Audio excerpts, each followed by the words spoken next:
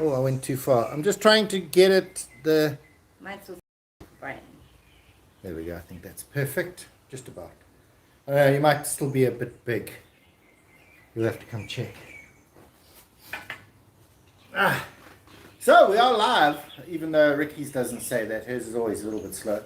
And welcome to the special Omicron and Mauritius. I don't even know how to say the word. How are we going to even talk about it? But anyway, we're not sure about that. If read the description, it says something else. Omicron. Omicron. It says something else. Riki's going to try and zoom you in and out. It's going to be fun. It always is when I do it. Anyway, put something in the comments. You know, it's iconic. Hello, everyone. Yvette. Hello. Hi. Hey, it's all the regulars. Hey, guys. So you weren't taken in by my clickbait thumbnail. Or maybe you were and just pretended. No, we decided that we were going to do a little bit of clickbaiting. I don't know. You're completely different on my screen compared to there. Oh, this is not actually zoomed.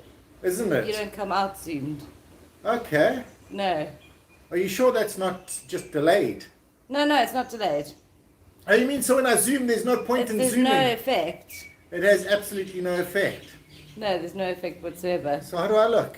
Just bring it closer then. Sorry, guys, just fiddling here. I'm trying to get the camera. I'll move forward. You have to zoom manually by pushing the camera forward. The manual zoom button. Live chat about finance, wink, wink. Oh, yes. Oh, the effect that the Omicron, Megatron, whatever it is, on the financial stability of Mauritius's current market place. Oh, wow, I used to know all these words. You know those fancy words you say that are so... Yeah, it's tending bullish, but future forecast is a bit the opposite of bullish. Bearish. But that's not what I mean. You use all these fancy words that say, forget about it. Yes. Saturday evening with a nice chilling beer, nothing better in this hot weather. Yeah. Sheila, hi from Joburg. Hi, Sheila. I colleague says masters in economics. Are you sure? Yes. Yeah, no, I'm sending it back. Apparently they didn't teach me all the right words.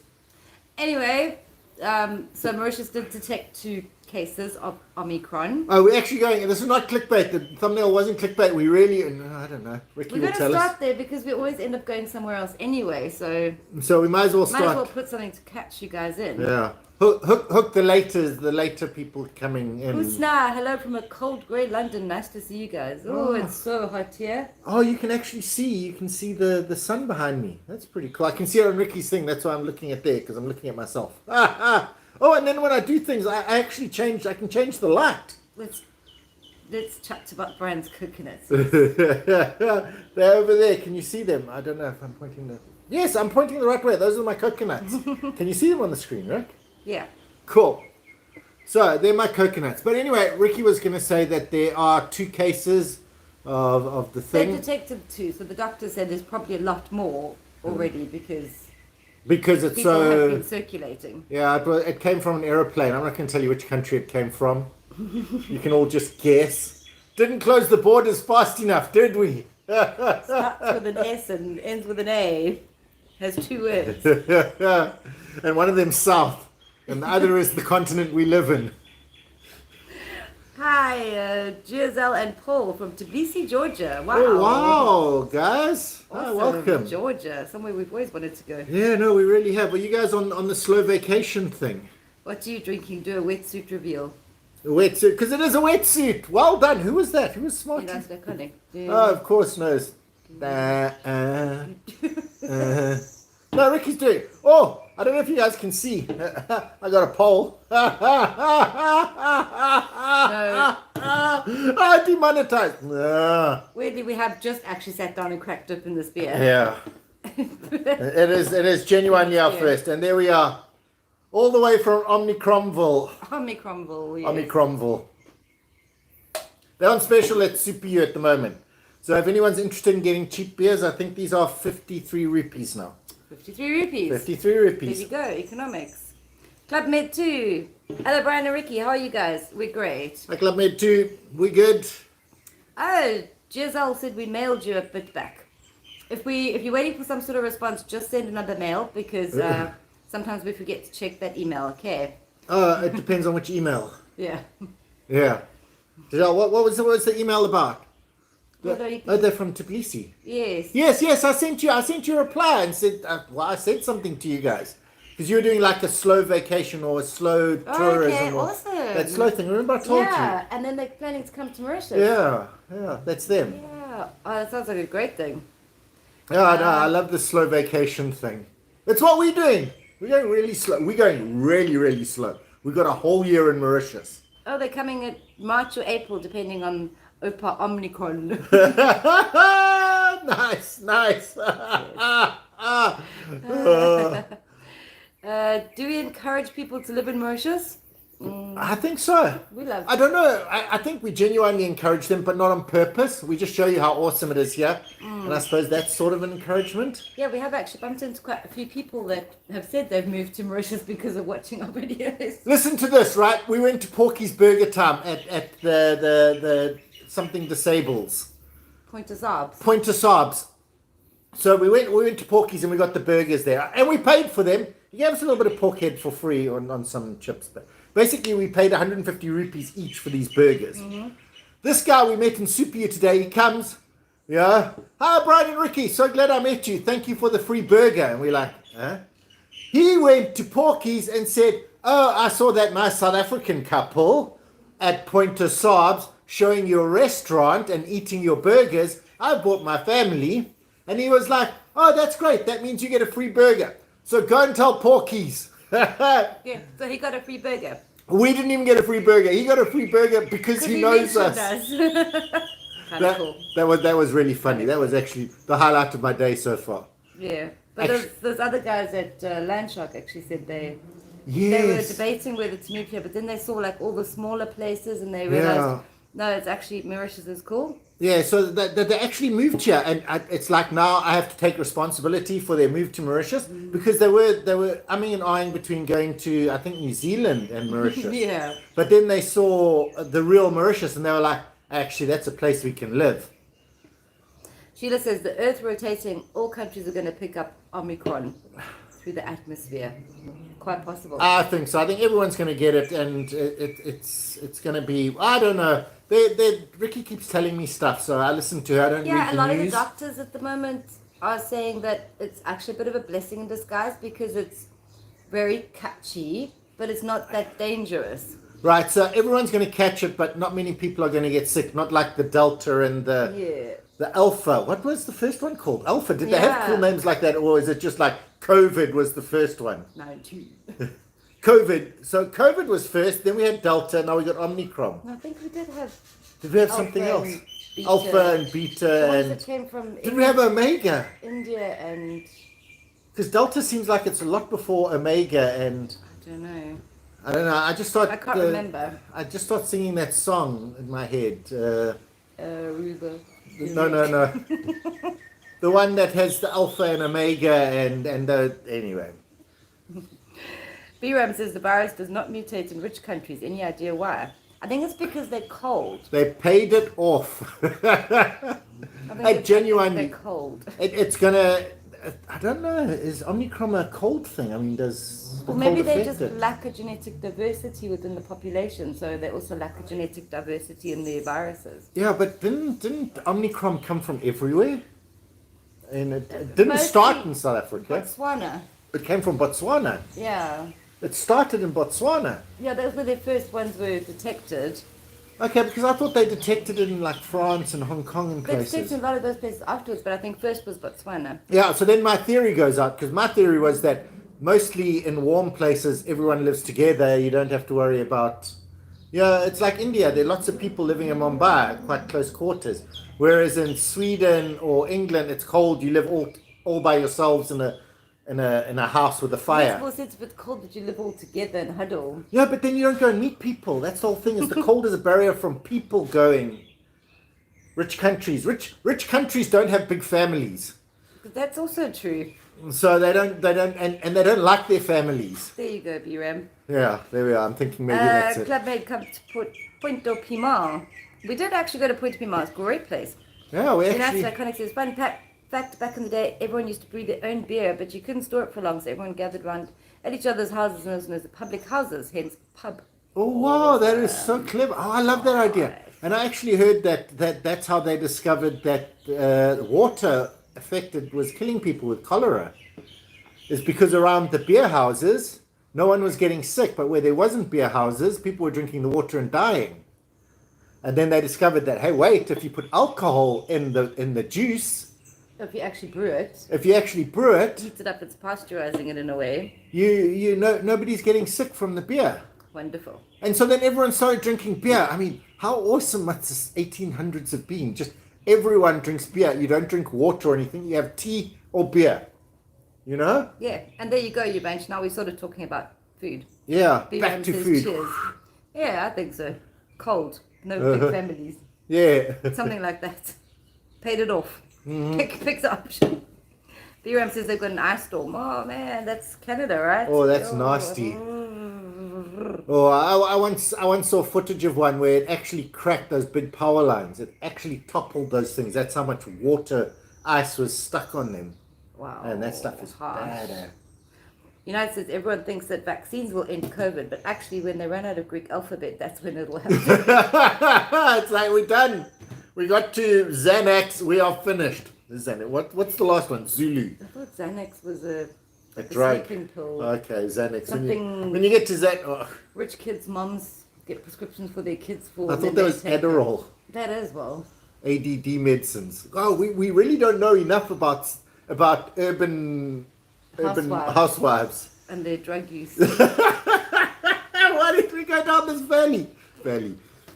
But yeah, end of the alphabet. If anyone knows what the end of the Greek alphabet is, let us know so we know how long we've got to live through this thing still. Sheila says Omicron in the UK and the USA, it will be in all countries. Nearly 20,000 in SA today. Wow. Mild symptoms, less hospital cases, and very few need oxygen. Yeah, I read today that there haven't been any deaths. Okay. Not a single person has died with Omicron. So the one doctor was saying it was kind of like a mutated variant from the gods. Oh, it's like the free vaccine. Oh, Pfizer's going to shut this down. Oh no, we need to find the cure for Omicron. Otherwise, people are just going to get it and not have to buy our vaccines. Omicron's just giving it out for free. It just hands it out. It's like, hey guys, you want the vaccine? Here we are. But that's cool. No one's actually died from Omicron. Thanks, Shwaba. And you say the last letter is Omega. Omega. Oh, there we are. I said Omega at some point. United Iconics says Zeta.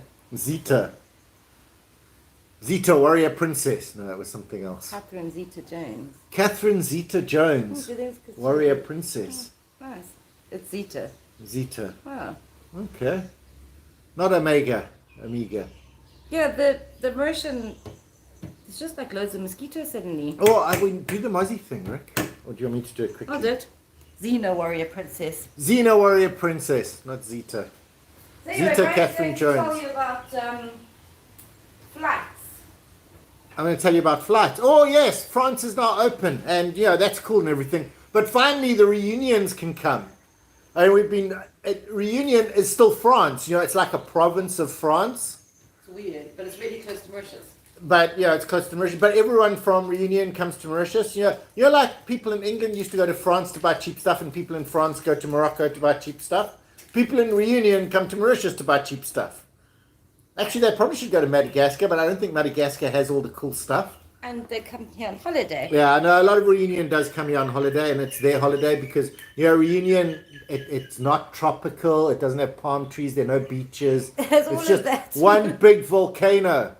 I don't know because Reunion Tourism Association hasn't invited me there yet. If you're watching, guys, yeah, we'll come visit. It's a cool big volcano. You got a volcano, but do you have palm trees? I don't know. They have palm trees. You're saying that like you've been. Fun fact.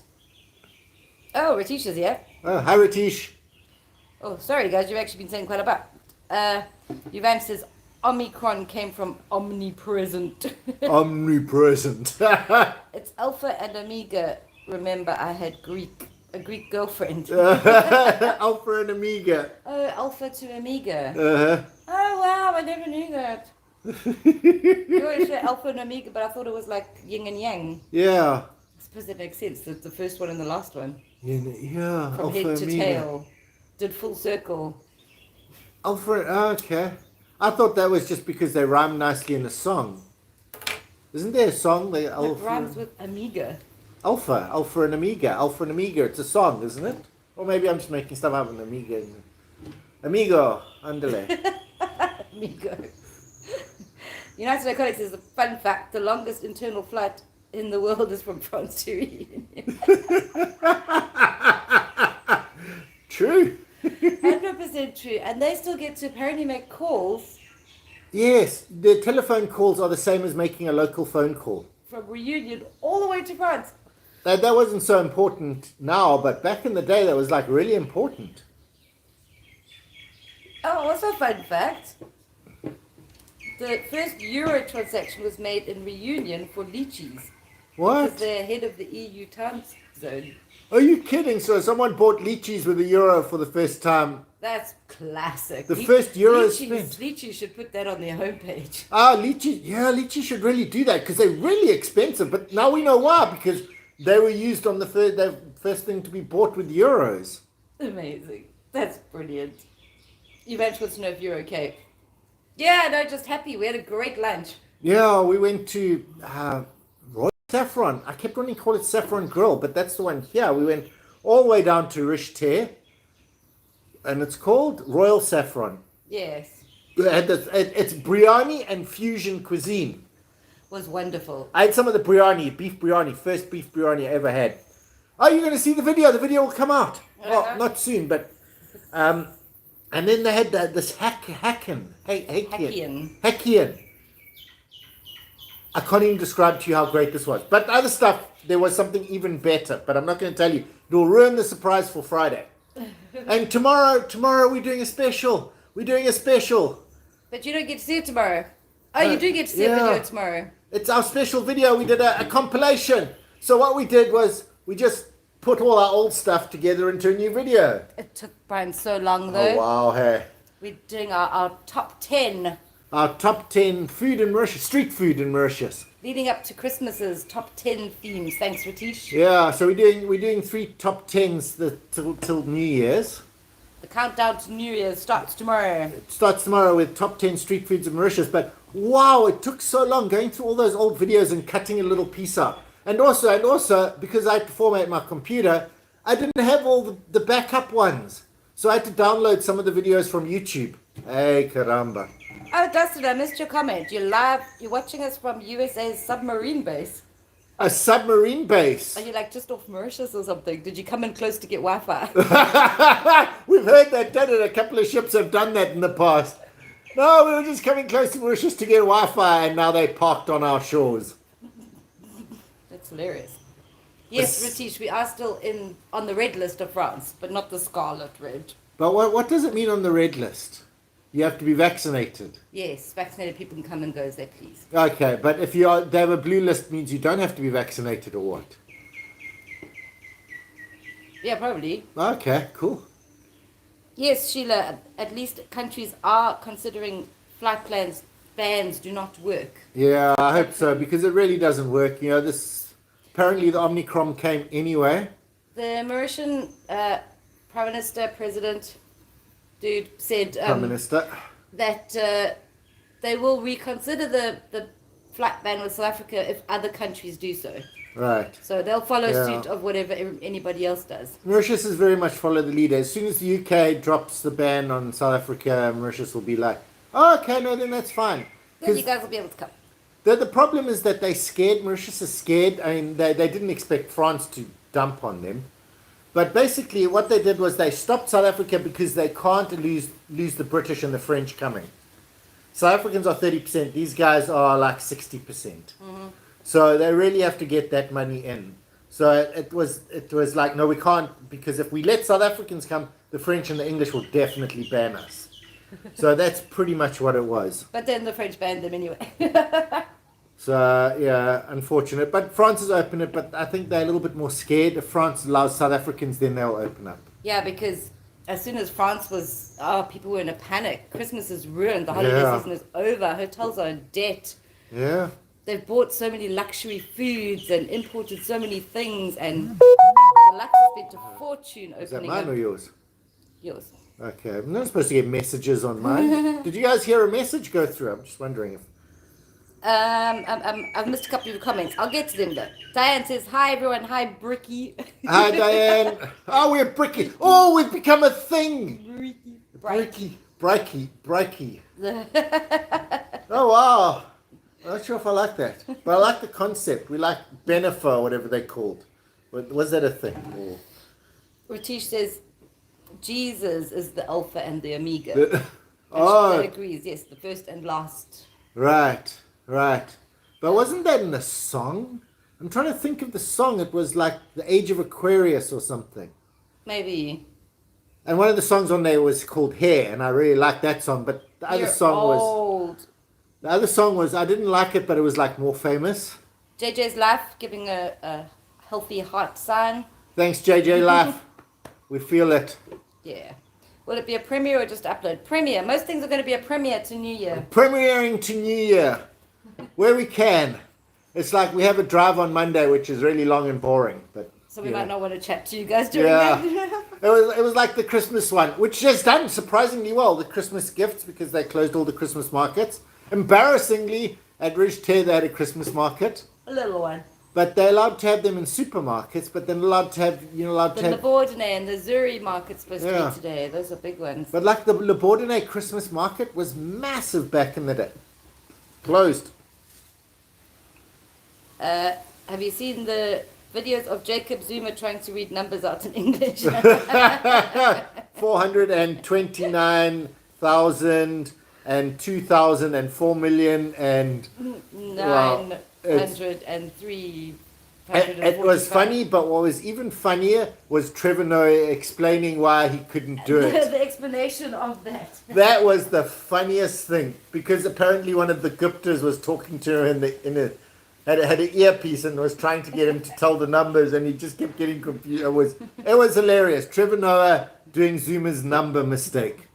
Don't sing Age of Aquarius, you'll get some momentos. Don't worry. I don't think he knows how it goes. Yeah, no, I don't. But I think it is that song. I think it's that song. Maybe. Isn't that where they talk about the Alpha and Omega? I might be completely wrong and be thinking about something else. Sounds like that sort of a thing. Yeah. Matthew Richardson, I finally immigrated to Mauritius from South Africa. Would love to meet up for a braai. Welcome, Matthew. Awesome, Matthew. You can find Brian's number on our Facebook page. Yeah. Same name. Yeah, and feel free if you have fast internet to invite us over for a braai so we can do our Saturday lives. Because we're looking for internet now. We're actually running off 4X, which is our local internet. Yeah, wow. It's obviously been upgraded or something. Yeah, I think maybe we've been bumped a little. Thanks, Gerard.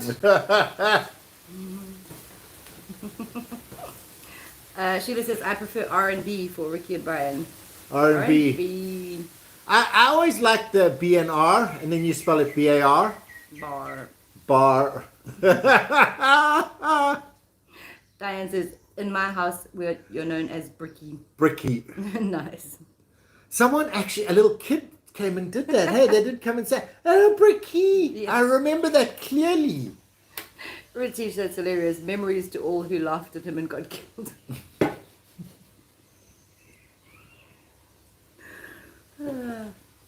Yeah. Yes.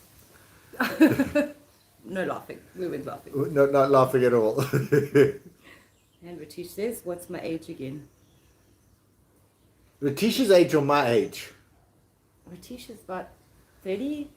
I don't know. He looks like 47. I think he just turned 30. Okay, I genuinely thought he was 34, but yeah. It's been hotter in Mauritius because of global warming. Maybe. It is hot. It is really hot. Winter was cold. No, it's not global warming, it's climate change. Because climate change does the global warming and global cooling. Yes. Because it was definitely a colder winter. It was 9 degrees at Pampelmus. 9 degrees. Yeah, the pool captured. Yeah, all the trapped Didn't anyone find my joke funny about the free lily pads? I really thought that was hilarious. I really thought that was the greatest thing I'd done. They escaped from Pampelmus Zoo. And now they were free. And they were doing really well. Yeah, they actually were. But yeah, they froze during winter, which is not right for these things. 9 degrees. It's very cold. People were ice skating in Calabasas.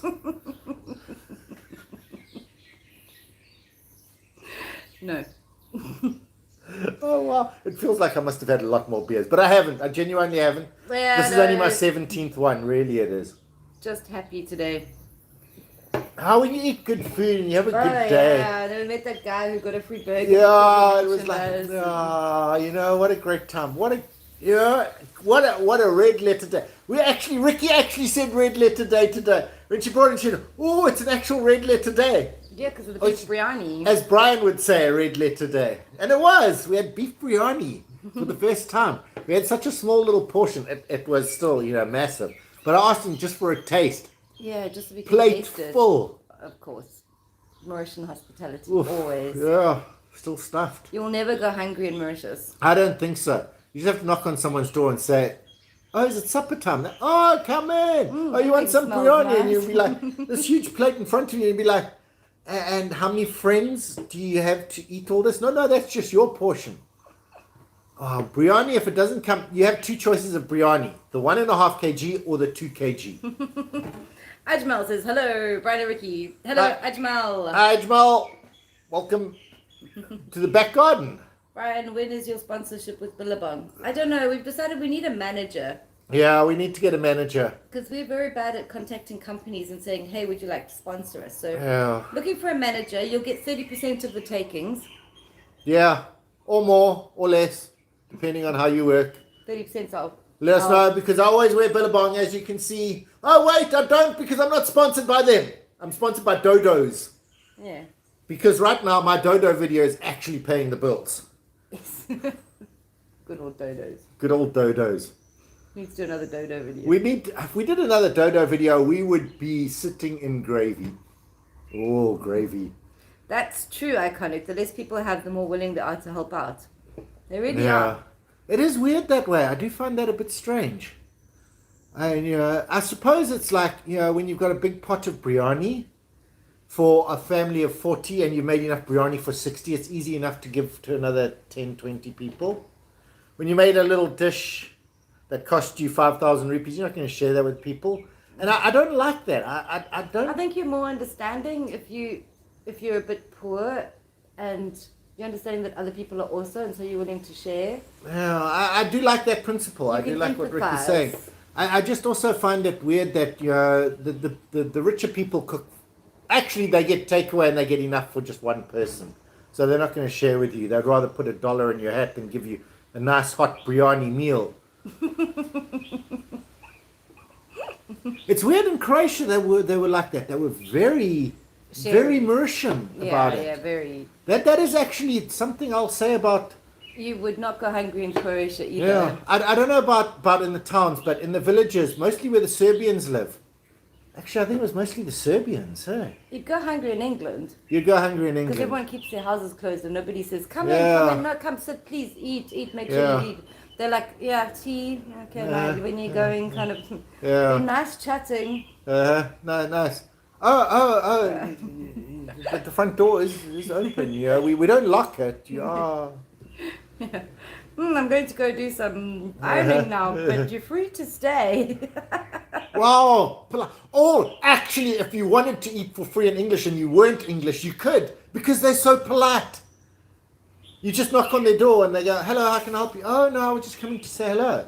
Can I come in? Yeah, I suppose. As long as you don't look like a robber, they bring in you like, oh, that smells nice. Can I try some? Yeah. And they're just too polite to say, please leave. They will just keep feeding you, and then you live at their house for the next 10 years. But you'd have to not be English. But you can't be English. That's why the English can get away with being polite, is because they're too polite to ask. They absolutely would be too polite. In America, you go next door, can I borrow a cup of sugar? Mm-hmm. In England, you stand there with your empty cup and hope that sugar will fall into it. Or you don't drink tea with sugar that day, and you shouldn't drink tea with sugar. Maybe coffee with sugar. You don't make that cake. Should probably just walk into class and go, Your wife said it was fine if I took some sugar. Yeah. Great, thank you. But Okay, you want to tea? No, I'm good. Yeah. Good. Better. polite people. We'll meet sometime for a golf. Yes, like we always do. Yeah. Not. Yeah. Nice. Hello, Leo. Hi, Leo, and welcome. Hopefully you got your Peking duck and didn't have to eat fish and chips again. I was very sad to hear that you ate the fish and chips. Actually, I was thinking if they're good fish and chips, maybe you would have gone with that. Oh, yes. Someone did ask, how did we find that Peking duck? Sheila. Okay. Sorry, missed that one, but remembered. Yeah, well remembered. Got sidetracked. It was so yummy. It is. It's so nice to have Peking duck after so many years. Mm. And the guy was so nervous cutting it. He just did. Oh, shit. He kept slipping and stuff. We had to. Yeah. It just. It's weird how some people just get nervous when they're being filmed. Oh yeah, I know for sure. Yeah. And at the end of the day, I really liked his cutting of the breast because it was nice, thick, chunky pieces, and you just put a whole piece on. Oh. Yes. I did enjoy that. Leo did have his duck. Awesome. Oh, cool. Hope you enjoyed it. Evange says nice editing on the Dodo video. Thank you. You should make a Yorkshire pudding with a full roast. Mm. Oh, I'm thinking about that. On Wednesday we're doing, whatchamacallit? I can't remember. Wednesday's video. Anyway, not important. But Riki had this idea to make a graze platter. I don't know if you guys have ever heard of that. Mm-hmm. It's where you have little bits and they're all on the table with grapes and... Yeah, I wanted to make a Mauritian-inspired graze platter because it's Christmas time and you need snacks to serve to people. Yeah, so you have all these starters and things. But we were going to do it tomorrow, but we can't because it's too short notice. But I'm thinking next Sunday. Maybe, but we need to invite So some we people. can invite some people. Or maybe it'll be Saturday because then, But a Mauritian-inspired graze platter with like some pineapple and some grilled chicken and lots of little bits. Yeah, it's just on a big table and you got little bits that you just... It's like grazing, like you're a cow. But you're basically just picking up little pieces. But it's going to be too much for just the two of us. So we need to invite some people. So if you're around, you do the comment thing. How many people are watching? Let's hook up next Sunday. Yorkshire pudding and roast is wonderful, but you know how hot it is, you guys? It is so hot. The thought of putting the oven on to roast something is like, It's okay in winter when it's nice and cold. Riki can make great roast. But she hasn't made her famous Yorkshire pudding in a long time. No, I haven't made Yorkshire pudding in a long time. She used to make this really great Yorkshire pudding and then we would roast something. It doesn't really matter what. Cut it up, put it in the Yorkshire pudding gravy. Oh, lovely. Yeah. Yorkshire pudding buddies. Yvonne says the corn thing is called calamar croustillant. It's common food for me. It's so yummy. It tastes like popcorn. It's just happy food. Really is. It's like if you get it with that spicing on that they put on it. It's just a little bag and you just eat it like chips. Probably be so bad for you. Sheila says, any chance you will make a South African traditional dish to introduce to Mauritians to? Oh, that's Actually, I have. I've actually made a bunny chow. Oh. I know it's weird because it's South African, but it's. But everyone loved that. Why don't we do a bunny chow? It's made by the Indian indentured labourers who came to South Africa. They brought the bunny chow to South Africa, and Mauritius doesn't have anything like a bunny chow. And I made a bunny chow for some Mauritians, and they absolutely loved it. Every time I see Bernard, he's like, bunny chow. He wants more bunny chow. Let's do a bunny chow. We'll make a bunny chow. At some point. It's summer now. Yeah, it is. I don't know. I think bunny chow can be eaten in summer. Yeah.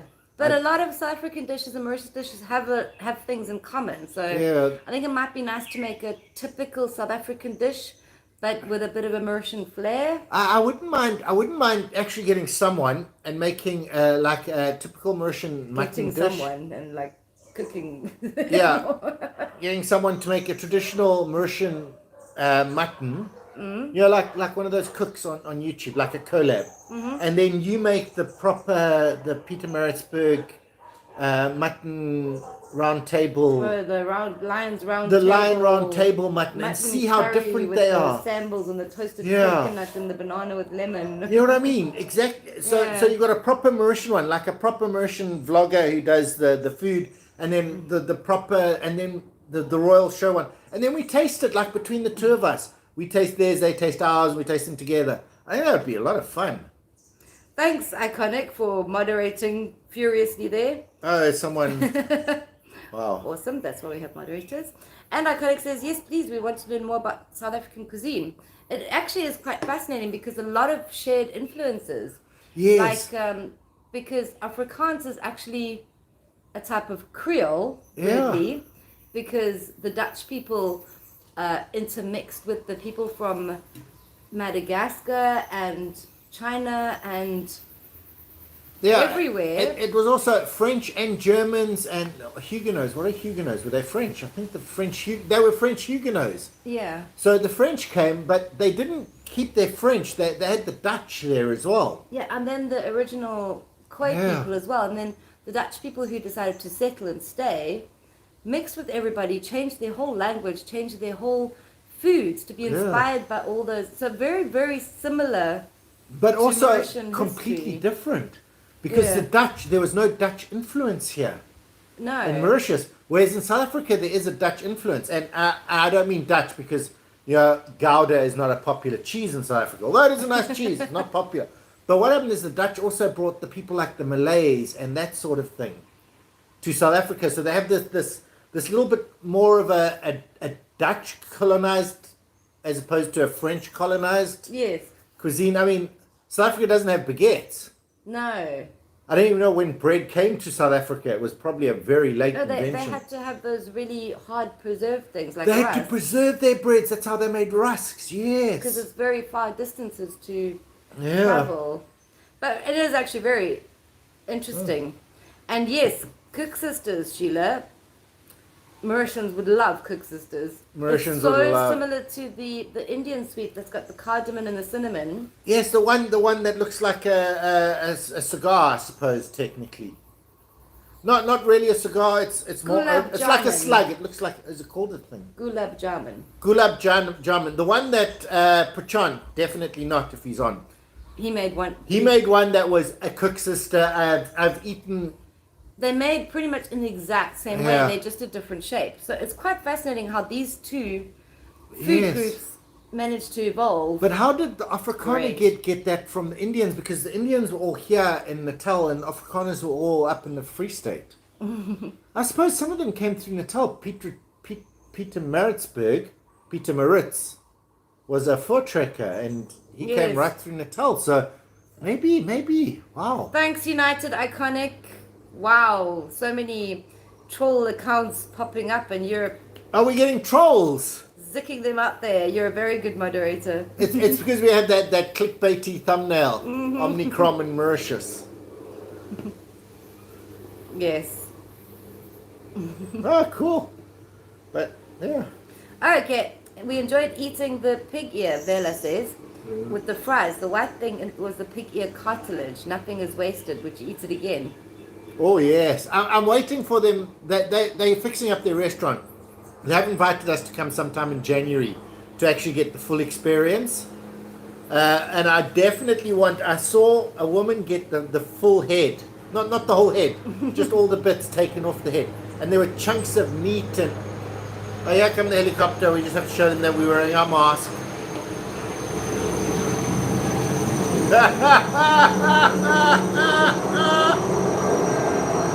Oh, You don't have to wear your mask in your private residence. primary residence. Primary residence. If it's your second, if you're like your holiday home, no, you must wear your mask. Technically, yes. That's what the law says, Rick. But I would definitely go. Well, we're planning to go once they fix their place up. I mean, it's not dirty or anything.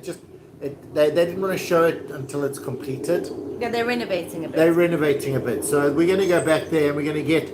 I saw this other woman coming there. She came there early because she wanted to get the first one, and it looked so good. Yeah, she had a whole container with the cheek meat. Proper meats and things, and the ears, and I think they could have cooked the cartilage in the ears a little bit longer. I did find that it was a little bit hard. Mm-hmm. It should be crunchy, but not that crunchy. He's searching for you because you were laughing so loud. Sounded like we were having a picnic. Having a picnic. Picnics are still banned until the 15th of next month. Yes, so it basically extended everything that we have in place at the moment until the 15th of January. So what's going to happen on the 1st and 2nd? Is there still going to be pandemonium? Because, some of those guys on the 1st midnight, The government has actually announced that they're putting more people. They've got their regular cops. All right. And they've added more people into circulation. Firstly, to prevent any sort of crime, because Right. Christmas is a time when people steal from pensioners or Okay. easy targets. So they're putting Right. bodies on the ground to prevent ATM thefts or Okay. small robberies.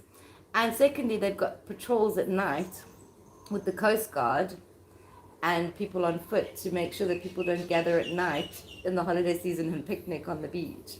Are you kidding? I kid you not. Ricky was stopped by an undercover cop. I don't know if I told you guys that. Well, you did. Okay. There, moving on. They have undercover people now. Yeah, Ricky's very disappointed. Well, it's not right. I wasn't doing anything wrong, so No. nothing to worry about. United Alcoholics says, are you a fan of organ meats, liver, kidney, etc.? Well, weirdly, we like some of them. It's like kidney, I don't like. I do like liver, but it should be fresh. I like liver as well. I don't like very old liver, like, I don't think anyone likes very old liver. well, you know what I mean? Like frozen cow liver. I'm not going to go there. A fresh one, yeah, sure, I'm there for it. Chicken liver is yummy. Chicken liver, frozen, we'll eat it. Ricky does something with chicken liver. Oh, you've got to do your chicken liver thing. Peri chicken liver. Peri chicken livers. Oh, wow. Portuguese inspired. Yeah, I think what we need to do is try and fix this live thing so that we can actually do a bit of Ricky's famous cooking. I used to love those lives on TikTok where we did the cooking. Anyway, not important because then I have to hold the light. I'm okay with kidney. I don't mind steak and kidney pie. I'm not a I big prefer fan it of. without the kidney. Also, I don't like heart. It's okay. I mean, I wouldn't search it out. I think it's a little bit. If it's soft, it doesn't have flavor. If it's flavorful, it's too chewy. Tripe stomach. It was okay when I was a kid. Things like brawn, I used to love it as a kid. As an adult, it's okay. But weirdly, and now I know this is going to sound weird, but goat or sheep intestines, that is still one of my favorite slaughter days where you kill the animal. Slaughter day meals. I just love that. But listen to this. We killed a goat on the farm, and it was a little male, so he had his little balls. Big. They're actually quite big, yeah. Surprisingly big for such a small goat. And Ricky cooked them up, and they were so nice. It's so nice. It's like you shouldn't say it, but wow, those were good But you balls. should never judge a meat Yeah. if you've never had it. Yeah, if you forget what it was, you sliced them and Sliced it and dusted it with flour and pan fried it, and served it with a nice it little was sauce. like really soft veal or something. But it had a nice Super meaty yummy. flavor. Wow, I mean, I'm sorry to bring that up, but I was just remembering internal meats. There's some are nice and some are not. You know? And tongue. Yeah. I was always like, ew, tongue. And then we had that beautiful big platter of multiple different cold meats and things. And then this was like really nice. I'm like, oh, can we get more of that? Yeah. And Brian hadn't said anything. And then afterwards he's like, do you want to know what that actually was? I'm like, yeah, no, because it's lovely. I want to buy more of it. And he's like, no, that's tongue. I'm like, great. Bring me some more tongue then. We went and actually bought the whole tongue after that. Delicious. Yeah, properly cured tongue. Absolutely so tasty. Yeah, but that's the thing is that there's certain things like lung. I've never liked lung. Oh, the whole texture. But I've never eaten it. Oh, you haven't actually No, eaten it. no, I Yeah, can't. I've never eaten it well. I've had it in sausages. I've had it just cooked on the fire. I've tried it a few ways, and I've never really gotten into it. It's like a sponge. Yeah. And I always thought lung is going to be like a hollow thing. Stupidly. yeah. You breathe in and It's a sponge. it's a balloon. Yeah, it's like eating a meat sponge. But it's not a balloon. The whole lung is full of Uh, organ. Yeah. It's like, where does all that air go in such a short time? It's basically the lung is like foam. Yes. A foam mattress or yeah. It's not like in a balloon. Anyway, I didn't do biology very long at school because I don't like icky things. Yeah. Leo says, do you like fish soup and chicken gizzard?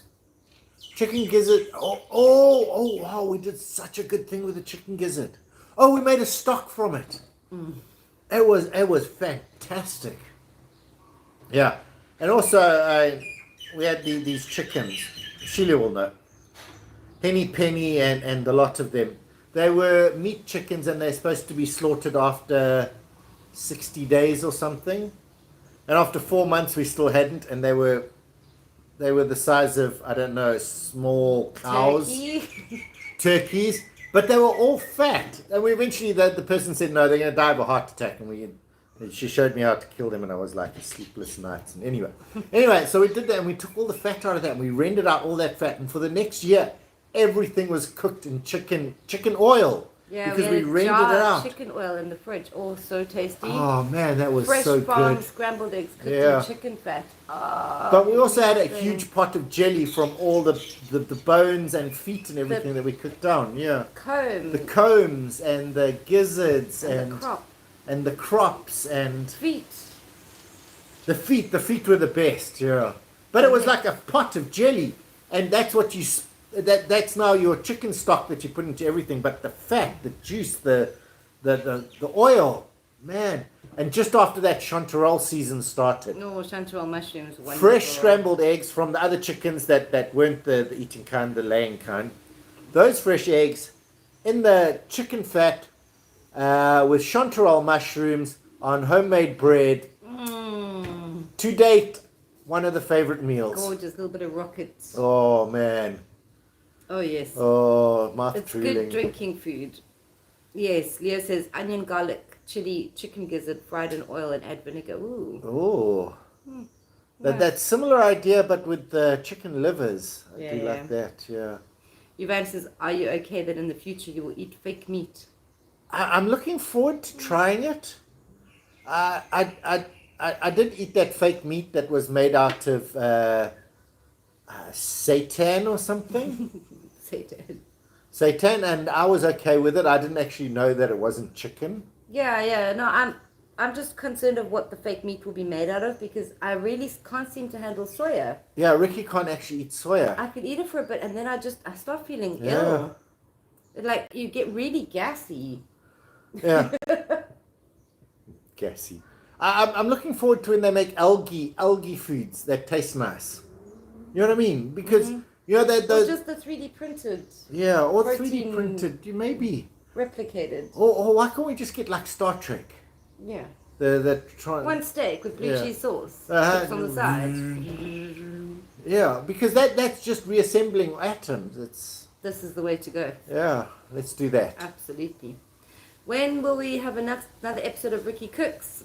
Pretty much every Wednesday you'll have one. You love the biryani episode and made your own afterwards. No, it's funny. Oh, I loved the biryani. No, that's United Iconic. That's not technically following Ricky's recipe. You just made another biryani. You don't have to follow my recipes. I'm not really telling you recipes. I'm inspiring. Inspiring, yes. I'm making something wonderful tomorrow that you'll see on Wednesday. Yeah. Are we keeping it a secret? I suppose for people watching, we can let them know. Well, what we're going to say is salted fish. So I'm actually going to get it out the fridge. I won't, but Riki might. But it's actually salted fish. We actually have a piece of salted fish in the house.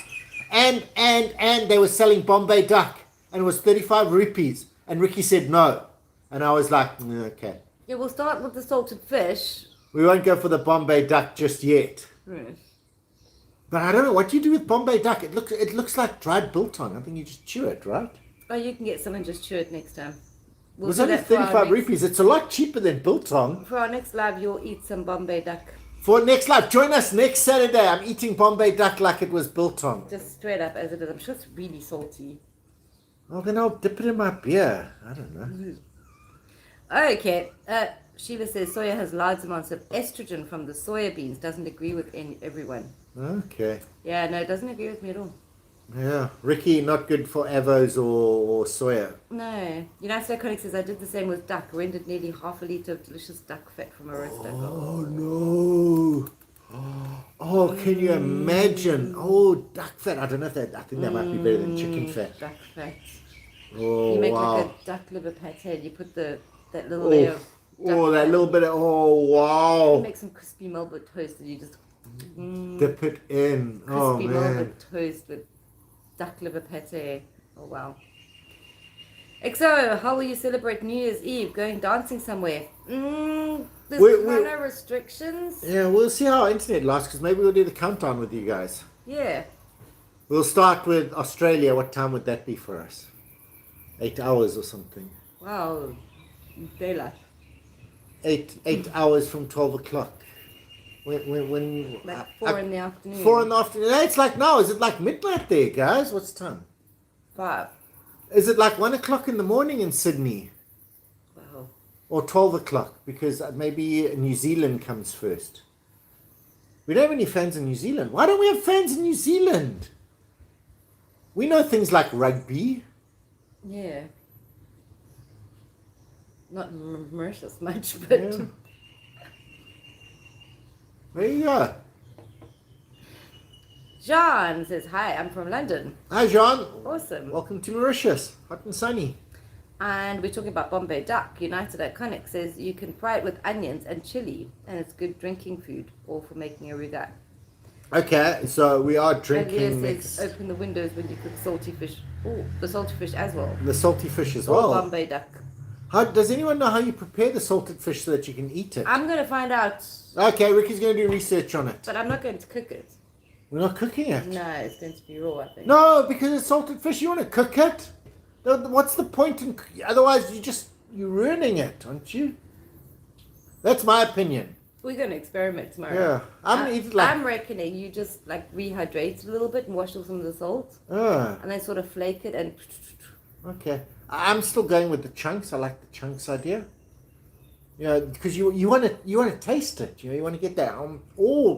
That's the salted fish. That's a salted fish, not I'm eating fibrous nothingness that just tastes a little bit salty. Wow. Oh, Sheila's up with some breaking news to change the subject. Okay. Dozens of tornadoes have left a path of destruction in 6 states. Wow, tornadoes at this time of year. Tornado season, isn't it May the 16th? Yeah, no, I wouldn't think December. Is it May? What is it? It's December! How do you have tornadoes in December? There must be ice tornadoes. Oh, they're having those ice storms, aren't they? It's strange that tornadoes in Tornadoes and ice storms. winter. Wow, I'll go check it out. Thanks, No, Sheila. I know exactly what's happened. You're watching Universal Channel. They have these movies that they're not real. Like Sharknado. It's like Sharknado. They're not real shark tornadoes. Wow, but really? Wow. That does not sound good. Giselle says there are a bunch of new fake meat stuffs without the soya, like Linda McCarthy's products made from veggies only. Okay. No, we'd have to have a look. Yeah, we'll have to try that, because most of the places we go eat at a lot of vegan and vegetarian places. Yeah. And we have to be quite specific about Riki eats chickpeas and that sort of thing, no soya. Yeah, I'm okay with it, but I can eat the sauce and everything, just not too much of the soya. Not the chunky soya bits. Yeah. But I like the stuff with the veggies. United Iconic says you need to add the salted fish to a ruga to soften it a bit. It's rock hard otherwise. Okay. And Leo says boil the salted fish first to get rid of some of the salt. Then make a ruga with it. Heaven. Spoiler alert, we're not going to make a ruga. No rugai on this one. We're going to use the salted fish. But it's going to be either the most greatest thing you've ever seen, or, oh wow, we can still spit things out. The new nani. The new nani. We'll see. We're going to give it a go. We will. Are you okay to entertain them? I need to just top up. I'll go get you some cheese. It's going to be salted fish pizza, isn't it? You're going to have to wait and see. But I'm going to guarantee it's very interesting, and you probably wouldn't find it in Mauritius. Not yet, but you will after this. After this, you're going to definitely find it in Mauritius. Wow, the worst in Kentucky's history, the tornadoes. Oh, Kentucky. Kentucky, like where the chicken is. Yeah, it's all the KFC's doing whatchamacallit. It's Omicron. Yeah, it's all the deep frying pressure cooker chickens in Kentucky. Wow, it's the Kentucky factory that is setting them off. Let me just go with that. Climate change. Climate change. Global tornadoing. Too many chickens farting. That's it. It's no one. Yeah, they did that study on cow farts and how it's destroying the ozone layer or something. No one ever bothered to look up chickens. And there are 30 billion of them on the planet right now. 30 billion. That's like how many people on the planet? But that's like 4 chickens per person. Is that right? We have like 9 billion people. I don't think we have that many yet. Okay. I'm slightly from the future, so I can't remember how many people we have. I think in 2021 we only had about 7.5 billion. 7.5 billion. That makes it like 6 chickens per person almost. We need to wait until the post-COVID 2022, 2023 boom, and then we get up to the 9 million. Okay. So the post-COVID boom will get us to the 9 billion. Oh, wow. Oh. But back to food. I'm making my famous chocolate fridge cake for Christmas. Oh, Sheila's famous chocolate fridge cake. Oh man, hey, I used to love Oh, that. it's got like biscuits and nuts and cherries and maybe we should make one. Make one of those. I think Mauritians for would Christmas. love. Sheila, send us the recipe. I'm sure you have it. Yeah, I've got the recipe. Ricky's got the recipe. I think we'll make it. Let's do it. Mauritians would We'll do it as a Christmas special. Love it. We're making Sheila's famous fridge chocolate thing. Yeah, chocolate fridge tart. Oh, wow. Chocolate fridge tart. Wow, but we have to make a small one because... And add a few Mauritian touches. Yeah, we'll add Mauritian touches like mango. I don't know if you can add mango. Oh, but they have those crystallized things instead of the cherries. You can get the crystallized papaya and mango and things. Absolutely. And so the Mauritian crystallized fruits instead of the cherries and things. Yes. That'll be cool. They might not be as pretty, but wow. And like chunks of coconuts. Yes, coconut. I don't know. Can you just put fresh things in it? Not fresh. Dried. I mean roasted coconut. Okay. Dried coconut. You say I okay, nobody can me. Oh, you guys can't Riki was actually talking to me. She was talking about coconut and stuff. About what we're going to put in our fridge tart. Yeah, sorry, and I was talking. You guys could hear me, but you couldn't hear Riki. Yes, because it's exactly, Sheila. It's in an oven. You don't have to. It's not in an oven. Okay, it's you put it in a fridge. You cook it in the fridge. Yeah, Ha ha! Genius. Do you get fresh fish? Like mackerel and sardine? Prakash wants to know. Well, not really mackerel and sardine. Those are more cold water fish, I would say. We get the warm ones like the tuna and Captain. Unicorn fish. Unicorn fish. I can't remember the name of the other ones. Trevallies, that sort of fish. They're more warm water tropical fish. Not so many of the oily fishes. We don't really get much in the way of oily fishes here. No, I think most of our fishes are like are more like tuna and whitefish. I would say not quite hake, but in that direction. The mackerel and the tuna are not mackerel and sardines. We don't get much. No. Yes, thank you, Iconic. Oily fishes on cold regions because they need the fat for insulation. Yeah. Wonderful. Prakash says, I want to open a Goan restaurant serving fish curry and rice. And Leo says, I had fish curry before and it's yummy. Yeah. Oh, wonderful. Anything new in Mauritius is going to be awesomely supported, at least for a few months. Yeah, for a few months, people do support something new. Yeah, Goan fish curry and rice, everyone's going to flock to it. They will come crazy for it. for the first 3 months. You just need a bit of social media to make sure everyone knows that it's there, and then it will go great for 3 months, and then it will taper off. Yeah, it depends on how people like it or not. If they really like it, the business will keep going. But remember, your first 3 months are just craze, curiosity. Yes. They're coming for the curiosity, and then after that, you can only make your decision whether you're going to do well or not. Because a lot of people are like, they come, they open the business, and they're like, oh, we're going to be so rich, we're doing so well, let's buy a new Mercedes. No, it's now tapered off. But anything new, Mauritians support new things. They love anything new. We're a small island. Something's new, they can smell it. Yeah, they feel it out. Which is kind of cool because it does mean that we get a lot of new stuff coming. Yeah, and then see how it lasts. Yeah.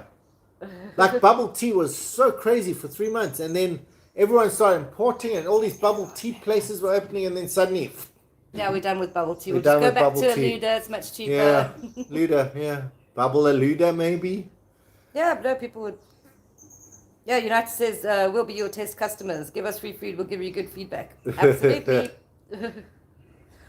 Which place do you suggest to open? Prakash, really, anything that you're good at cooking, that's popular anywhere else in Mauritius doesn't have, Mauritians will come and support you. Yeah. And then you see where you take it from there. Yeah, the thing is that you can, like what the food factory did, be out and, I mean, it's just outside Grand Bay. Rent is probably cheap, so they've got nice big space. But they advertised a lot to get people there. Or you can get a tiny little place that you pay way too much for in Rose Hill, but people are coming through your door because they walk past, yeah. So if you're doing something unusual, Rose Hill, if you're doing something that's sustainable, like on the long term, like pizzas and burgers and things, you could probably open... but they're always tricky because the food factory had a concept as well. Yeah. They're three brothers who worked for a dream and gave jobs to people that had lost their jobs. Yeah, so they were making food that was slightly more healthy but still yummy. They have a good social media presence. Yeah. Whereas today we actually went to Royal Saffron and I ate one of the best meals I've ever eaten. Oh, absolutely. It was like, what a surprise, in a food court. Wonderful meal. Yeah, so that shocked me. So these guys are not famous or anything, but yeah. Leo says, have you tried tilapia? We used to have a pond full of them back in Mauritius. Yeah, there's lots of tilapia in the botanical gardens. They're like crazy, many of them. They did have some wild ones, little ones that they're going to. I haven't actually eaten. I ate tilapia. I mean, it was okay. It was just too bony for me. I've seen Mauritians are getting into it a bit more, like deep frying it. Okay. A tilapia. Deep fried tilapia. But Mauritians are particularly more interested in sea fish. Yeah, they're okay with freshwater prawns, but sea fish. Yeah, weird. Whereas the tilapia I had was, it was a little bit too bony for me, and I don't like fish with bones. I swallowed a bone when I was little, and they had to get in there with tweezers, and it was very uncomfortable. Yeah. Prakash says the fish that they get in Goa, you won't be able to find the fish here. Okay. Maybe not. You never know. At Port Louis Market, they bring in a lot of stuff. Yeah. But better if you can get something that's locally available here. Yeah, I know. It's much better if you can get a local fish. If they don't have it here, I don't know what the fish is. I'd suggest to you, if you know how to cook things that are specific to your region, go to Port Louis Market, see what ingredients are available, come up with something, invite people, and see how it goes down. Yeah, start small. Yeah, you got a lot of vegetables and things in Port Louis Market, but you also got to look for the local cheaper ones. Yeah, but start small. Yeah. Even start at your house. It's okay. You're allowed to start in your house in Mauritius. Okay, yeah. As long as you've got a food handler's license. Right. And if you're doing takeaway only or small quantities, your neighbors aren't going to complain about parking. Yeah. If you need to get a place that you're going to have seats, you keep it under 20, then you don't have to deal with the tourism board. Right. Anything under 20 seats, no tourism board involved. You just have to have a food handler's license and a trade certificate. Yeah. Which are free at the moment. You're just going to go apply for it. Yeah, but anything more than that, you're suddenly a restaurant and need to be inspected and all sorts of things. Yeah, so your budget you need will be completely dependent on what you plan to do. You could literally start in your kitchen. Yeah, with your household stuff. Genuinely. For sure. And put a couple of chairs in your garden. Yeah. Which is awesome. Alonso Konik says, to run Facebook ads is so cheap. Yes, it is cheap to advertise in Mauritius. Yeah. And it's effective because Mauritians are on Facebook. Mauritians love Facebook. They go and they actually take the advert seriously. If it's a good advert, they will look into the place. Mm-hmm.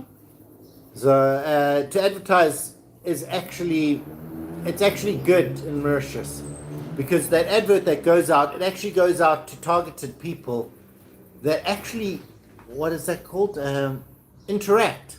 Not just with the ad, but like if you're doing a restaurant, they'll be like, "Oh, let's go check this place out this weekend." And Oh, a yes. lot of the ads that we see on Facebook. So Facebook is a really good platform for that. But yeah, good suggestion. But also getting famous YouTubers to come and check out your food does very well. does very, very well for anyone. United Iconic, great advice. Prakash, make a trip to Mauritius, have a look around and ask questions. Absolutely. People are very helpful. Yes. Ask them what foods they're missing. Yeah. Particularly people who've eaten Indian type foods, or their mum used to make it, or their gran used to make it, or they remember certain foods and they can't get it in Mauritius. Definitely. There will be a lot. I don't know if you know Fryams.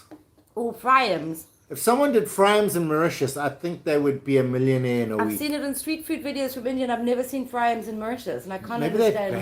banned? Maybe. I don't know, but I think anyone just doing Fryams on the street is They're going like, to be rich. if you don't know what it are, it's like a little dehydrated what like this.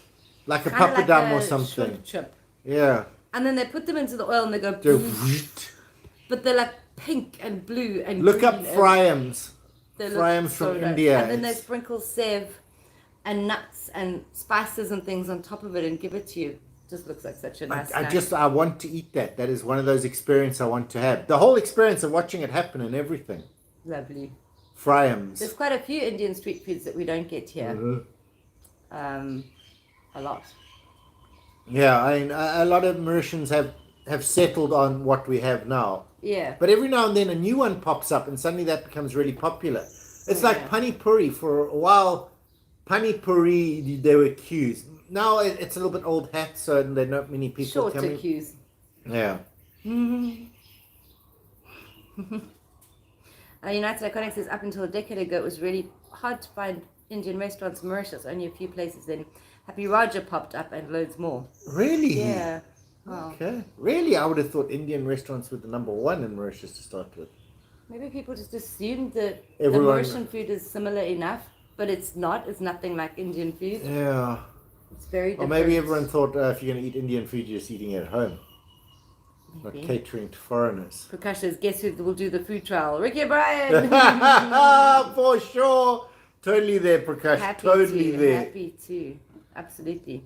But yeah, some of the street foods that I've seen in India and Yeah, actually, we must go watch some more Indian the street Indian food vloggers, videos. Yeah. there's some street foods there, and I wish somebody would bring some of the Hong Kong street foods. Oh, Where they've yes. got like the meat on sticks and like the intestine on sticks. I don't know. I and- think that's like, it's definitely East Asia. I don't know Yeah. if it's Hong Kong, but where they have they put the eel and they dip it in the hot sauce and they on the fire and Over he's the blowing fire. the fire and he's cooking I would love some of those flavors to come here. Oh, that would be Yeah, I Awesome. don't know if it's Vietnam or those meat on the Philippines or those places. Indonesia, Yeah. meat on sticks on the hot The fire. meat on sticks on the hot fire. And Ooh. you get like one stick, and they're like not expensive. They're like Yeah. 40 rupees each or something. Oh, that's what they'd be here. Over there, they're like 5 rupees each. Yeah, because I know, what's his name just did it? Sunny. Sonny took Mark Weens to do it on the second And they channel. were $1 each. Yeah, and that was in America. It was Filipino food. It was Yeah, actually Filipino Filipino. food, so it must be from the Philippines. But I have seen them do it in most places. Even in Japan, they have that in the markets. The baby octopus squid thing, yes. Yes. That. And Japan has the octopus in the batter ball thing. Oh, Those little, yeah. those little omelette pancake balls. Those are cool. Uh-huh. Those are cool. But yeah, Mauritius has a lot of scope for a lot of foods. I think so. Also, Mauritians like food. They do. They really do. I mean, they like their staples. So, a lot Best of ever food review show. Yeah. He did. Yeah, that's it. Yeah. Meat on sticks. Meat on Sorry, sticks. Karen. In Mauritius, they like to go to something new. And then some new things become a staple that's for the future. But they always go back to their favorites. There's always going to be Mean Boy. I said that right. Mean we. Mean Boy. The baguette things with the meat on it, bullet, biryani. These are staples. Mean boy is the noodle one, hey? Okay. But it's the boiled noodle is more popular than the fried. Fried noodles is for the foreigners. The locals like it boiled. But those are always going to be the staples in Mauritius, and most restaurants will serve that because they know people are going to take that. But it's the ones that have changed it up a little bit that have survived and not going back to that stuff are the ones I think that are successful. Yeah, because somebody first introduced like grill. Yeah. And now there's a lot of grills become a staple. So grills have become a staple, but yeah, if you were, I'm just thinking like Seb's. He just does burgers. It's not McDonald's. He just makes beautiful burgers, and that's all he does. And he's become sort of an institution that he's starting to branch out. And there are others like that have brought something that has just become a part of Mauritian culture, as it were, that Mauritians are still supporting. But a lot of the things they start, it looks really great, like Taco, that Indian restaurant. They came in with a bang, it was great, and then everyone's petered off because it's close. When you first go there, it's the problem is they start by serving authentic Yeah. Indian food, and it does well for a bit, and then the clientele starts dropping off, and then they switch to starting to just do Mauritian food, yeah. Mauritian food that people can get anywhere. Yeah, whereas there are a few people who still want to go and eat that traditional Indian food, but it's no longer you need available. To find out what will encourage the people to stay. Maybe you need to change up the dishes, make a few more things from South India or North India, or maybe you need to change it up a bit or something. But yeah. Lyndon says meat on a stick is done in Cambodia. Okay. Seafood as well, and snake on a stick. Snake on a stick. Not sure about snake on a stick. I did like the look of the eel on a stick. There's a mozzie flying around us. I think they're actually two now. I do like that idea. But I would think if I was going to open a restaurant in Mauritius, genuinely, I would just serve a different food every month.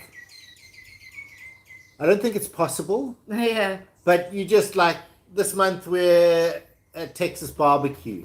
Yeah. Next month we're Cambodian street food. Absolutely. The month after that, because then the Mauritians will come and try it. For sure. The problem is like your cooking implements Yeah, and you have stuff to like change that it all up. It's an expensive endeavor. You have to stay within a thing that could use the same grill or the same. Yeah, I think you need a big storeroom that you just bring out this one, and you would have like, let's just say 6 different things. So we're going to Southeast Asia, then we're going to the Americas, then we're going to Europe, then we're going to West Asia. Yeah, you just have to bring that out and start cooking with it, and I think it would be really successful. Oh yeah, for sure.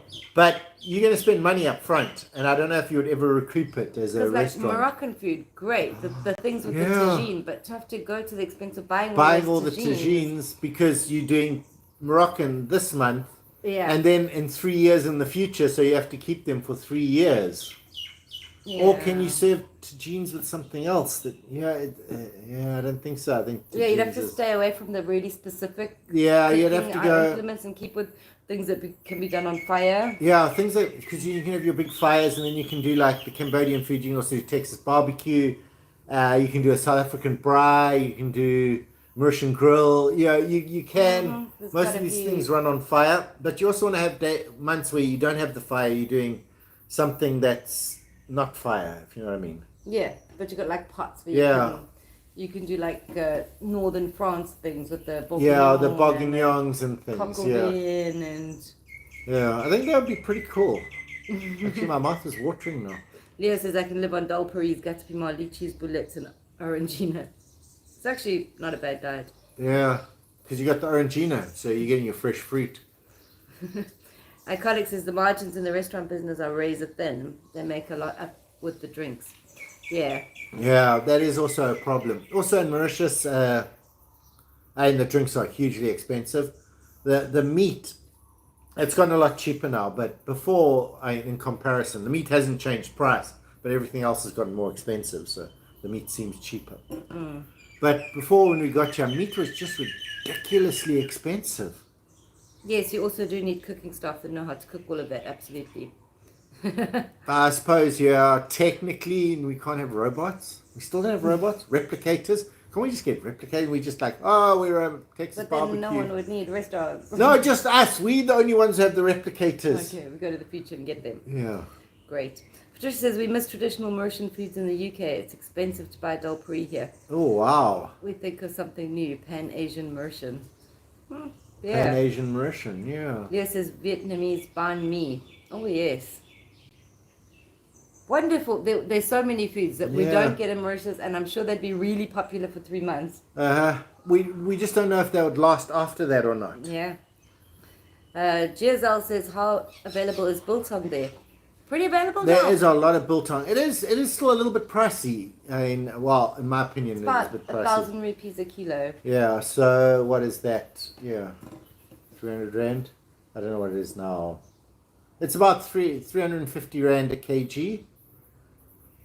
I don't know what the price is in South Africa, is what I'm saying. Yeah. I don't know if it's expensive But it's or available. cheap. Most supermarkets even stock it now. It's And great. dry horse as well, which is finally here.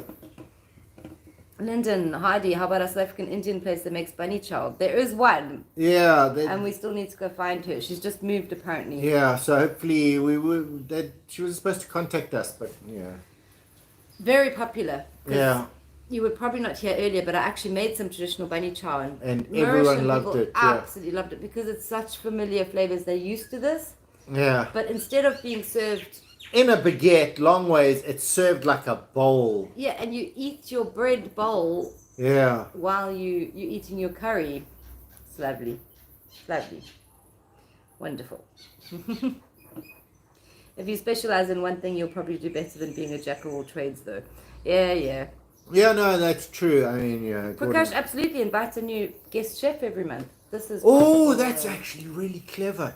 And he comes like a week early to train your staff how to do this stuff. Or like an intern. Yeah. You get an intern from South Asia that Yeah. comes and works with you. He's at Culinary school doing 3 his final months. year, yeah. Yeah. He comes in and he helps you out for 3 months, and then at the end of that, his month is the Southeast Asian dish. That's actually quite clever. I do like that idea. Because then you get a free chef. And then your kitchen staff would be exposed to a lot of different cooking techniques and be Also, strong. if you're running a good kitchen, these guys just chop things. actually probably what we're talking about here is like a cooking school It's a cooking school that that's has a restaurant. yeah. attached And you have to a it. guest chef that comes in. But because it's based on a 3-month thing, people can actually get the 3-month visa and come and do that course. And this month we're doing this course, and it culminates in the last month of the restaurant serving the public that food. Yes. But you spend 2 months learning it and 1 month in the hot water serving it. But the restaurant needs to be open all the time. Yeah, but that's what I'm saying is that these people, they're learning there and then they move to the actual restaurant. This is the culinary school. Yeah. Oh, they're chopping the veggies and stuff. It's like right next door, but behind, not on the street. Yeah, they're learning. They're learning here, but from 2 months ago, those ones are now serving. These ones are helping prepare for those guys. They've been upgraded. But then they finish their month off being hot on I the love kitchen. it. Come to Mauritius. They're off, for, and then these guys coming, and that's just there. for 3 months to learn culinary skills. And you invite like these chefs, and these guys will be paid by the people who are coming to learn. Yes. And then the Mauritian people will come and get all this great food. And foreigners, I'm sure foreigners will come. And it'll become like an El Bull, like a Michelin star place, love it. because it's culinary food that changes every month. Love it. I love it. I love that concept. And you're upscaling Mauritian chefs. Yes, because the Mauritian chefs are also So you can learning probably register with MQA. MQA And any Mauritian can come, and the MQA would probably comp them for that. for the course. Oh wow, what a concept. It's nice. I do, I like it. I really like that. This would be great to happen. Yeah. Oh, sorry guys, I forgot you were there. This will be... Was anyone talking? We'll catch up now. Mark is commenting on the sunshine. It's actually cloudy at the moment, Mark. But it was sunny earlier. Yeah, it really was. It was a beautiful Restaurant day. business talk, CPM over $20. I see what you're doing, Brian. It's great. Oh man. Lyndon says, looking forward to seeing that bunny chow video. Oh, for sure. Well, I'm looking forward to it. Now, you can make the bread and you cut it out, but I once made a bread There was like a bread that was over a thing. It was actual bowl, a bread bowl. You made a bowl-shaped bread. I made a bowl-shaped bread. It was quite nice. Leah says, I recently found a Mauritian restaurant in Sydney, but it's an hour's drive away. Oof. Definitely go during the Christmas holidays. Yeah, a Mauritian restaurant. Yeah. Oh, Leah, I don't really know how. Are you friends with us on Facebook that you can send us pictures? Don't think so. Any chance of seeing you guys doing a video from Rodrigues? Hopefully. Oh man, hopefully we Costa. really want to go to Rodrigues. At the moment, there's no flats to Rodrigues. Rodrigues is completely closed. They've isolated them, I suppose, because, I don't know, Yeah. trying to keep them safe from tourists. It's like, you know. You could call the restaurant Four Seasons, different menu every quarter. Yeah. Kind of cool. I like it. It's a good Yeah. idea. Need to talk about this more. Well, we'll talk about it more. This is what we do when we leave you guys. We just sit and talk. I mean, It's like, how much would it take to actually put that into yeah. How I you do the contact finances and Riki does the How do you concept. contact the Yeah. guest chefs? How do you get them to? I mean, it's Mauritius. Yeah. They're going to come. Of course they're going to come. Yeah. Bowl-shaped bread. Your bread didn't rise. No, he actually shaped it around a bowl and then stuck it in the oven on the bowl. On the bowl and actually cooked it. Actually, I think it might actually be on one of our early videos. Yeah, so that it cooked in a bowl shape. Yeah, and then I put the curry inside it, and you just break a piece off now. It's like a naan. It was like a bowl-shaped naan but stiff, but it was a bread. So anyway, right back in the beginning, if you go reverse order through our videos, you'll probably find it. Was it love at first sight? Bella wants to know when you first met. Was Brian a hopeless romantic? Did Riki play hard to get? Pretty much all of that, yes. Yeah, no, that's exactly it. But she didn't play hard to get. She just didn't know I existed Yes, pretty much. for 6 months. But we got together. Yeah. What are we doing for Christmas? Haven't decided yet. Yeah, might have some family obligations to a certain extent. Oh. I don't know. Okay, Brian might have to go eat some Peking duck or something with family. You have to come with. Don't try and get out of this. My favorite type of Christmas is just chilling at home. It's like, yeah, you don't have to worry too much or anything like that. Yeah, me too. Watch some cheesy Christmas movies.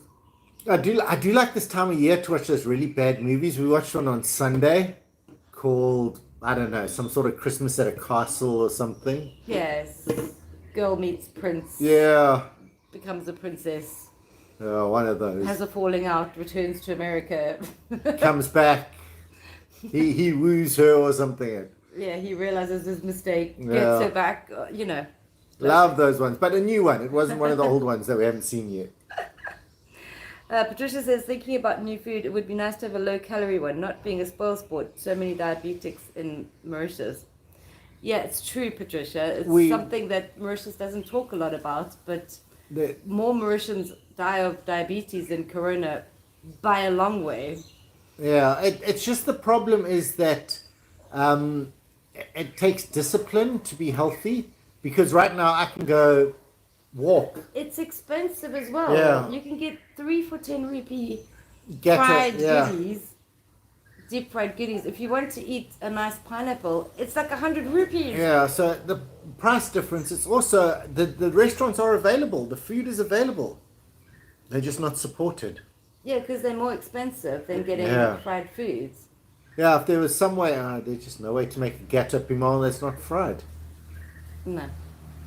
Baked gâteau piment, that's going to go well, you know? Yeah, and you just can't make healthy food that... I'm going to think about it, Patricia. Yeah, Something there must be some way to do it. that's incredibly delicious. Actually, what we're making tomorrow is pretty delicious Yes. and fairly cheap. And very low oil. Very, very low oil, very low sugar. So it's healthy and it's tasty. Super healthy. Problem is also expensive. Yeah. More than More fried, than a fried, more than fried and it food, doesn't fill you up absolutely. as much as a dal puri or something. So Yeah, no, it is a big problem. yeah. That's the main problem, I think, is finance on the healthy foods. Yeah, they're just a little too cheap to eat badly.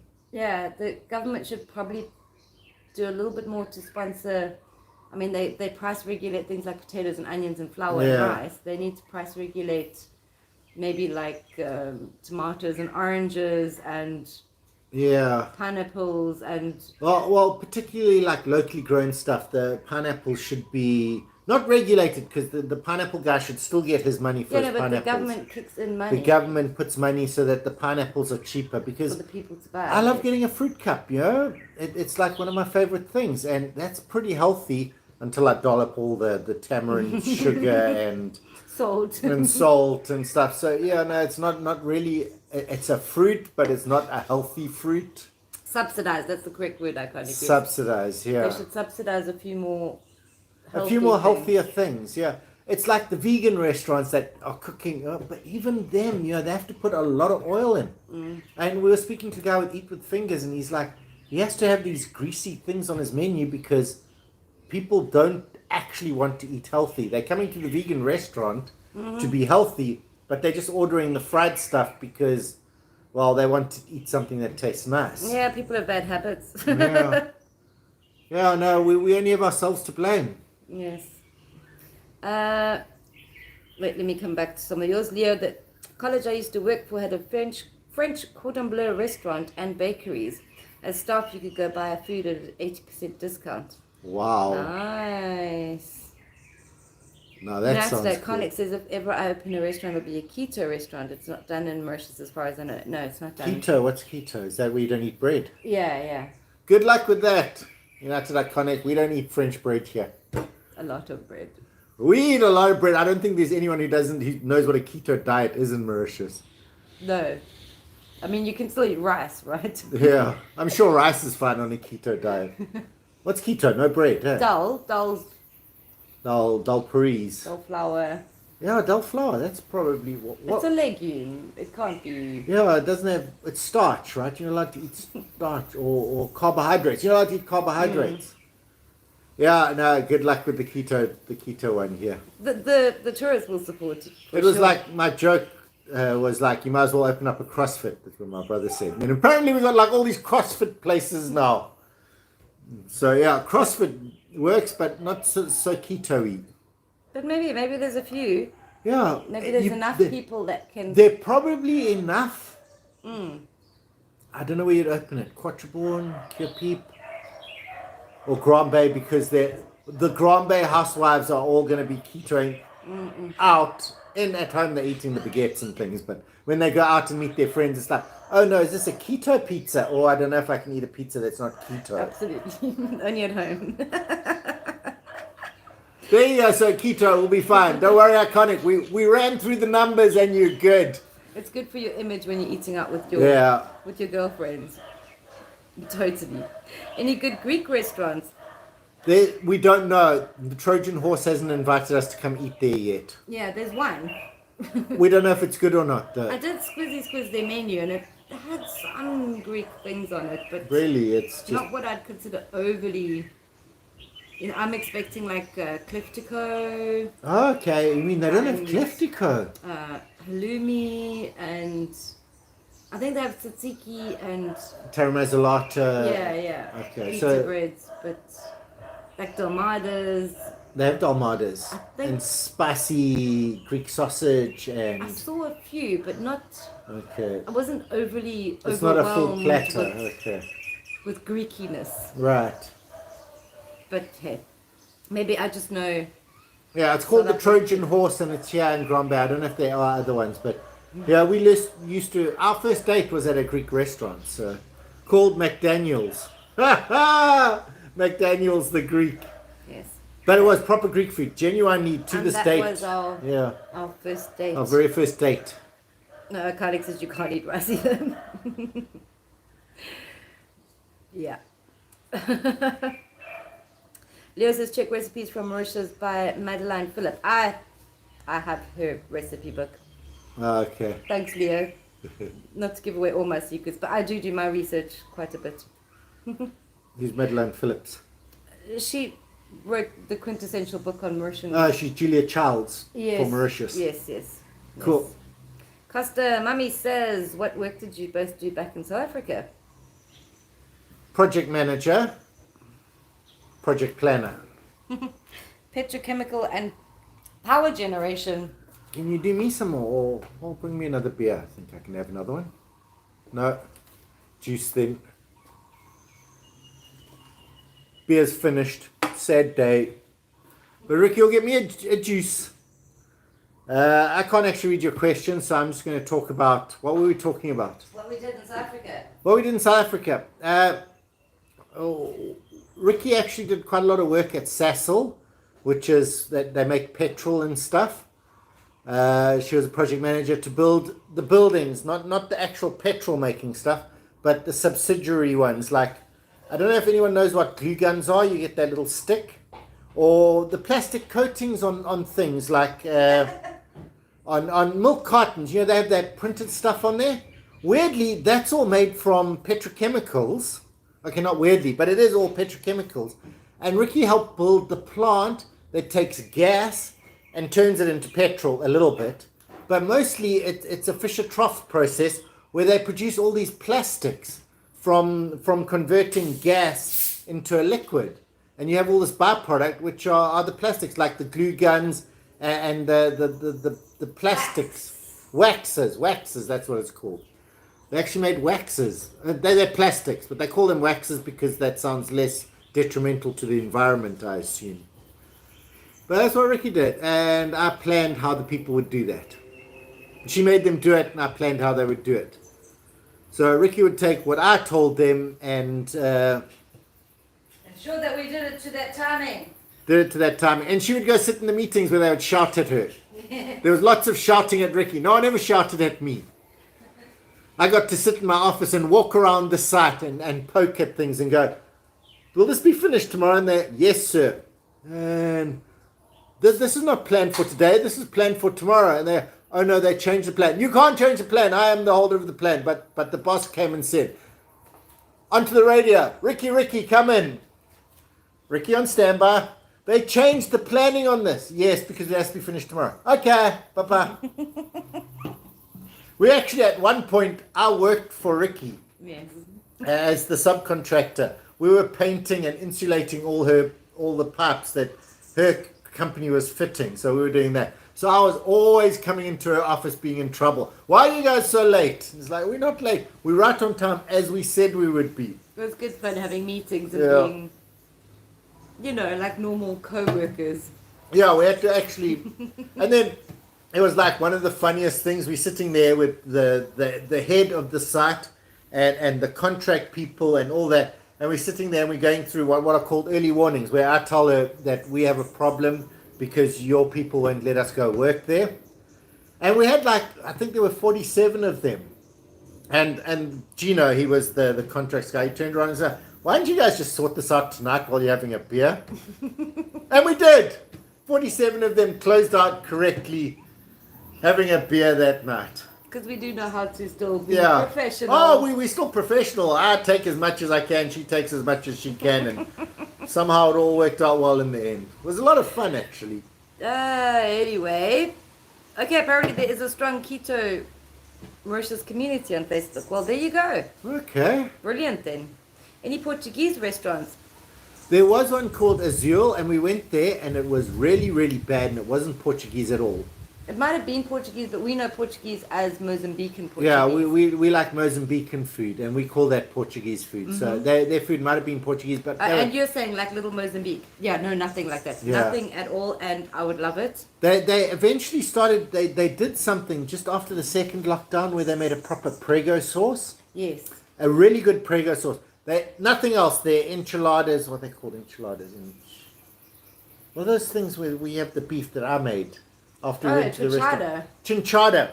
Their chinchadas weren't good chinchadas. Their peri-peri was bad. It wasn't spicy. They didn't have any spice, but then they made a prego sauce, and they were sort of vindicated on that. Yeah, nice steak with the prego sauce, the prego rolls. And they were just coming back, and we had second lockdown, and we've never seen them again. Yeah. Oh, no, I'd love Portuguese place with the peri-peri chicken. Oh, wow, and prawns, peri-peri prawns, and I think Mauritians would love Mozambican food. Definitely LM food. Oh yeah, the spicy beef trinchados. Yeah. Oh, hungry. Oh man, but there's one thing that I've always Portuguese wanted. steak. Someone told me they went to Mozambique. Lorenzo Marx, it was called Lorenzo Marx at the time, not Maputo. It's called Maputo. Well, anyway, I don't know, the capital of Mozambique.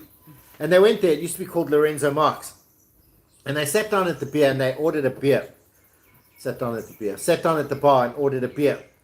And what was plonked in front of them were misshapen prawns, big and small, in this peri-peri sauce. But whole, cooked. And you just sit there and you pick at them and you suck the heads and you eat the little meats. Peanuts. It's like peanuts. They used to serve prawns, steamed prawns in peri-peri sauce like peanuts. When you ordered a beer, you got a bowl of these, the ones that they couldn't sell because But this was way back in the 70s. I heard the story and I've always wanted to have that experience where you just get these and you're just picking at them and you've got like peri-peri hands and you're sipping your beer and it's like, Oh, for sure. No, Mauritians would love proper Portuguese, well, Mozambican Portuguese. Like the Portuguese steak. Well, Nando's is really popular. Yeah. Not the chicken, just the spicing in the shop. Peri-peri. Nando's peri-peri is really popular. Portuguese steak with the gorgeous steak with the egg on top of it. The crispy little chips around the edge. And then you've got the sauce that's like beefy, tomatoey, garlicky with olives, black pepper and chili. And chili. And there was a place we used to go and eat it and there were two chefs. The skinny chef and the fat chef. The skinny chef, he used to make a nice one. When the fat chef came, it was like, you knew he was there. You knew he was there. You know, you could smell his sauce. You just smell. I don't think he shared it with the skinny chef. I think he was the only one who was allowed to have that sauce. And that was a proper Portuguese steak. Yeah, we do have Nando's. Sorry, Lyndon. Yes, we have. I don't consider them a Portuguese restaurant because they just do chicken. They do peri-peri chicken. Peri-peri chicken. You can get peri-peri chicken. Okay, yes, we have. But you can't get like the peri-peri chicken livers and the prawns. No, they do. They do all that stuff. Do they? Yeah, no, they're a proper Portuguese restaurant. I take that back. We have Nando's. Portuguese steak. They don't do Portuguese. They don't do proper Portuguese food. Trinchado. No, I don't know. They probably do a chicken version. No, they do flame grilled chicken. I think they do flame. We haven't been to a Nando. We went to a Nando's about 3 years ago. Because Riki makes such good. What Nando's would make. Portuguese. I'm a great Portuguese. I once made the best beef chinchado. I made the best beef chinchado. I made it, right? And I put all my stuff, my right peri-peri spicing and chili and everything. Nando's only does chicken. Right, thanks, Lyndon. Yeah, beef chinchado, for those of you who don't know, it's like slow cooked beef in a spicy garlic, tomato, chili, yeah. But it's got to have the chili, otherwise it doesn't taste right. You can have it with the tomato and the garlic, but they didn't have it with the tomato or the garlic. They had a little bit of tomato, but no garlic. So I made this one, right? And I took a mouthful and it was like, oh, wow, that's so good. But wait for it. Riki took a mouthful and she was like, oh, this is so perfect. The problem was the chili takes at least 4 seconds to kick in. Mm-hmm. And then it's like a little chili time bomb. And you're like, oh, it tastes amazing. The flavor was so good. Oh, dying. Hot. It was just too hot. But if you like hot food, that flavor was so good. But it's the right chili. I used the right chili for this. It's a rugai beef. It's kind of a lot of garlic, tomato, chili. But you don't have like the methi or the chili. Yeah, but a lot of garlic. And it's simple like that. It is simple like that. I garlic, think maybe tomato, even white chili. wine. Yeah, optional. Bit of oregano maybe, but yeah. But garlic, tomato, and chili. You have to have garlic, but you have to have a little bit more than you think. The tomato is the same amount. The garlic, you have twice as much as you think it needs, and the chili 4 times as much as you think it needs. And that's how it's properly done. A lot of the guys, they lessen the chili because you can add chili later. No, you can't. Oh, no. That's not, it has to cook in the chili. And espetada, yes, Lyndon. Espetada. I've seen Nando's now does the espetada. But a chicken one, it's not that beef one. I'm not a fan of, but Riki used to get it. Wherever there was an espetada, she'd be like, oh, I'll have the espetada. You know? I like the surf and turf one where you get the piece of steak and then the prawn. Prawn. Yeah. And then you put the garlic butter on top and it drizzles. And it just drizzles down it, yeah. Onto your chips. We must make Portuguese one day. Oh, we must do proper Portuguese because I make that beef thing really well. Yeah, exactly. We guys, Creole food brought over from Africa, so it makes sense it overlaps. It perfectly, so much synergy. Can we speak Swahili? Jumbo. Jumbo. Hakuna Matata. And Simba means lion. That's it. Yeah, I think that's the limit of it. There was something else that... Jumbo is hello. Yeah. Jumbo is hello. Hakuna Matata means no worries. But there's another Atata, which means happy times. Yeah, yeah. Not Hakuna Matata, you say... Wow, I've forgotten. Yeah. Oh, we used to have a safari guide. David, he used to teach us a little bit, but we've forgotten it all. Any Mexican food? What I really don't like, and genuinely it is my pet hate about Mauritius, is that they have these things called tacos that are not tacos. You can't call it's like a folded sandwich that they grill. Asante sana. Thank you. The Santa Sana, that's it. Nice. Yeah, thank you. But they have these things, they're like sandwiches, right? And It's a wrap. It's a wrap, but they're it's a toasted. flat wrap, so it's flattened. It's not a round wrap; it's flattened. I mean, they look beautiful. That one. It's a great dish, but it's not a delicious, taco. but it's not a taco. A taco is a very small roti folded in half with stuff put in it. Yes. That's a taco. A folded bread grilled, That's not a taco. No, it's a pet peeve. It's like you walk past a place and it's got tacos. Yeah, oh, they have tacos. We have to go, and it's like, oh, that's not a taco. I'm a big taco fan. The first time I ever had tacos, it's like this was in Mauritius like 3 years ago, and it's like, how have we never had tacos before? Oh, Patricia, did I miss a question? Oh, any good Thai restaurants? Sorry, Patricia, but somebody did say, Lion Hand in Cupeep. Okay, great Thai restaurant. We haven't been to that one. We went to Wang Ta. Now, Wang Ta has a lot of Mauritian dishes, the normal Mauritian dish, but you can actually find some good dishes on there. Yeah. Now, I would say Taste of Asia has a better overall pad thai. Yeah, and you can find Taste of Asia In quite a few places. The overall pad thai on Taste of Asia is the best. The quality of the ingredients at Wang Ta is better, but their pad thai doesn't taste as good. No, if that makes they sense. didn't put the red chili flake. Yeah, whereas this one it's like perfect, but the quality of the ingredients isn't good. It's like It's a lot cheaper. It's a lot cheaper, but at Wang Thai you get better quality of ingredients, but I don't think the flavor is good. But then Paradise on the beach, sitting with that beautiful view, it just tasted better. It wasn't. It could have had more chili flake, more nuts. The ingredients were okay, but just sitting there and enjoying that view with that pad thai. I think though, Patricia, you're going to find quite a few Thai places all over. You just have to look at the menu. Yeah. Because a lot of Thai food is quite blurry with Sino-Mauritian food. The place we went to today, they do biryani and fusion. They actually have a pad thai on their menu. Exactly. Also, the Wang Thai does have things like the Thai green curry and that soup that has the bits. The Tom yum soup. Tom yum soup. Yeah. So they do have some of them, but I would say it's more Sino-Mauritian than Thai. A little. They have some great Thai stuff like the little chicken on the sticks, sautés. Oh, yeah. But they also do spring rolls, which are, so there's some, you can pick your Thai stuff, but also just getting the chicken wing. Just get the chicken wing. Don't worry about anything else. Prakash wants to know, is Cupeep a good, safe place to stay? Mm. Yeah, I'd say so. Everywhere is... If you're not used to the heat, Cupeep's a great place. Yeah.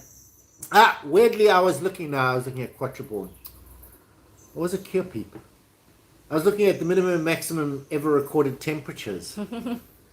Well, one of them, oh no, it wasn't, it was Phoenix. It was actually Phoenix. I was looking up, because United Iconic said that Phoenix was probably named after the town, and I looked up and the town was incorporated in 1950. 1950! That's been since 1893. So the beer is for 1893, the town 1950.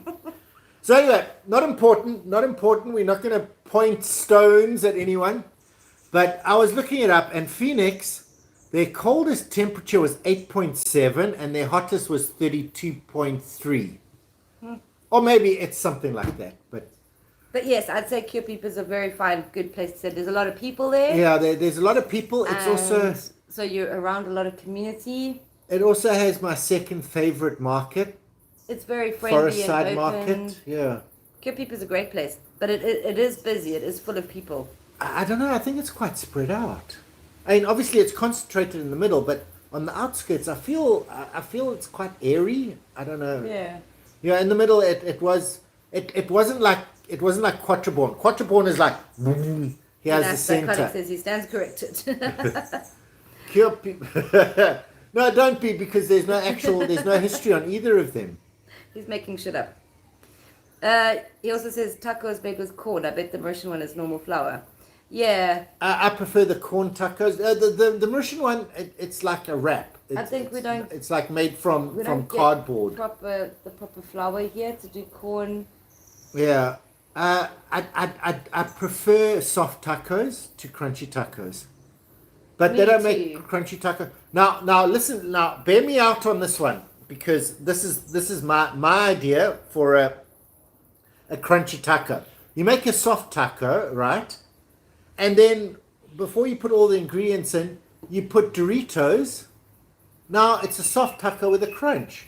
I like but it. It doesn't break, because I don't know if you guys have ever had a proper crunchy taco where you bite it and it's just like, and everything, and it's just like oozing everywhere. Everything falls apart, and you basically got nachos. Yeah, you basically have nachos, so just get the nachos.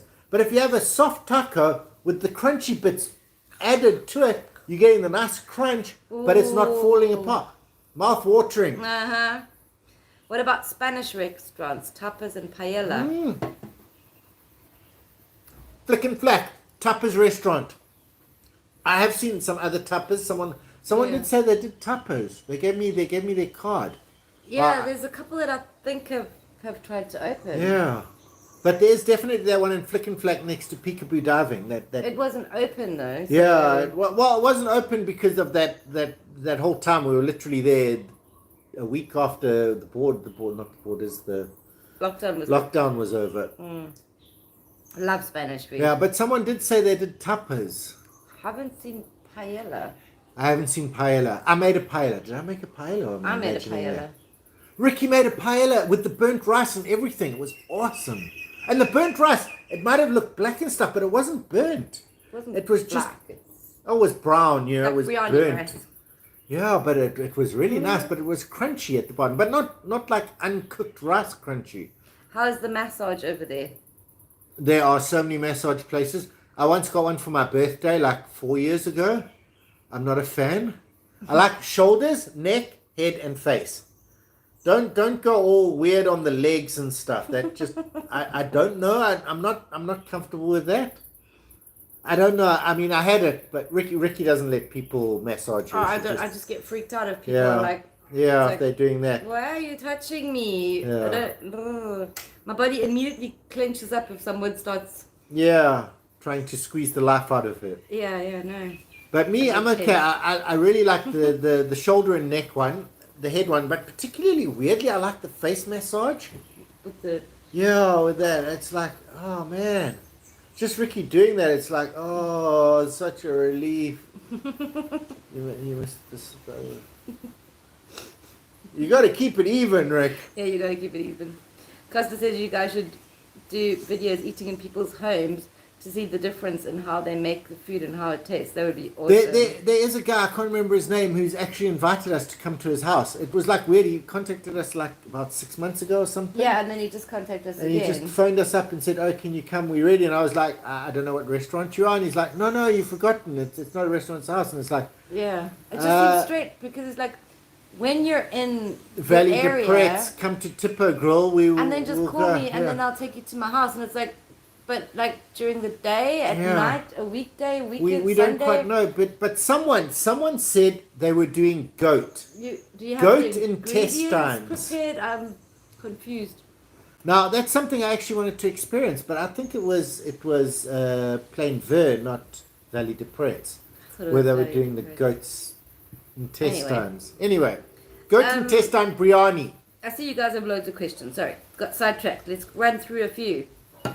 Leah says, I knew a Thai woman who used to work with me and she used to work in the kitchen. Her green papaya salad was the best. Oh, green papaya salad. They actually do that at Paradise. They actually have a green papaya salad. And Katsu, the Japanese Katsu. place, is also doing a green papaya salad. Okay, we're trying to visit Katsu. They have invited us, but it's just for some reason we just never get there. Mm-hmm. Lyndon says, I can't wait to leave Cambodia and move on to Mauritius. Oh, wow, Cambodia sounds amazing. But yeah, come to Mauritius, wonderful. Yeah, no, definitely come to Mauritius. It's going to be such a surprise from Cambodia. Oh, I don't know. We've never been to Cambodia. Dishan, thank you for answering as well. Keep as many suburbs. Yeah. Great. Sheila says, there's a storm building up, hassling my Wi-Fi. Cheers, guys. I'm going to make some supper. Okay, bye-bye if you're still here, Sheila. Which is the best market in Mauritius? And Peter wants to know, are there any dodgy areas to avoid? Okay, there are some dodgy areas, but we don't really know. There's only a few places where we felt... Yeah, we felt very uncomfortable in Bay de Tombeau in this one area. Yeah. But there were little kids playing on the street. They were. So I don't know if that equates. Maybe the gangsters that live there are fine with the kids. We just felt very, very uncomfortable. Super uncomfortable. Felt like we were being herded into an area that you wouldn't get out of, kind of thing. Yeah, so it was probably just in our minds. It was probably in our minds because we are from South Africa, so we do have that sort of thing. So yes, what was the other part of the question? No, someone else's question. There was dodgy areas and what's the best market in Oh, Mauritius? best market. Sorry, the best market I just somehow had. But yes, there are some dodgy areas, but there's nowhere where I think you would be unsafe if you were like in your car. I think maybe walking at night, there might be some bad places. But genuinely during the day, I don't think there's anywhere that's really bad. No, not during the day. Not I mean, the guy day. did warn us when we went to Plain Bear. Yes, there were... He said you shouldn't come here without a guide. Or by yourself. I didn't think it looked too bad. I think in that one area where the toilet was, where they were dealing all those drugs, I think that was a bit of a bad area. We were doing a camera. Yeah. So I think that area near the police station is probably... Plain Bear just north of Port Louis and Bay de Tombeau just north of Port Louis. Yeah. I think anywhere just on the outskirts of Port Louis is probably... Yeah, maybe there's a some bit great dodgy. places. I mean, the Saabs thing was completely fine. I don't know if we went into any bad areas. No, that felt really friendly. Yeah. So, everyone was super helpful as well. Yeah, everyone really was. They were like, oh, where are you going? Are you lost? Yeah, a lot of people. That's what happens when you go to these small villages. Because tourists are back, everyone is like, oh, are you lost? Can we help you? You obviously don't want to be here. Yeah, what are you doing? Yeah, that happens. But anyway, my favorite market, and I don't know because I really liked Forest Side. That was fun. They had lots of good foods. Goodlands, but Goodlands because they change. I don't think I can count Goodlands because it's not a food and clothing at the same time. And Goodlands only has rotis on sale. Yeah, so that's the only food. So not worth it. You can go into the town, but then rather visit I really Goodlands. love Flak Market because of its food. Flak Market it is the biggest non-food section, the biggest eating section, and the biggest food section. I'd have to say Flak Market is my favorite, including Port Louis Market. I think Flak Market is better. Port Louis, I'm not a big fan of Port Louis. I think they try too hard, except they have that nice meat section. It's a little bit sanitized. Yeah, they do have good meats in Port Louis. If you want meats, it has to be Port Louis. But everything else, I think Flak Market, except because for... of the boulette and the tiperies and the peanuts at the food court. Yeah. Amazing. We didn't actually have any dulpuri, but the Triole dulpuri is still a thing. But it's not a market thing. It's just go and get the... Yeah, the food at Triole Market was food at Triole Market was good. Is better. It was very diverse market with bread and everything. And also what was really nice about Triole and Flak, but Triole in particular, it was local people selling their local produce. This is what the guy's growing in his garden.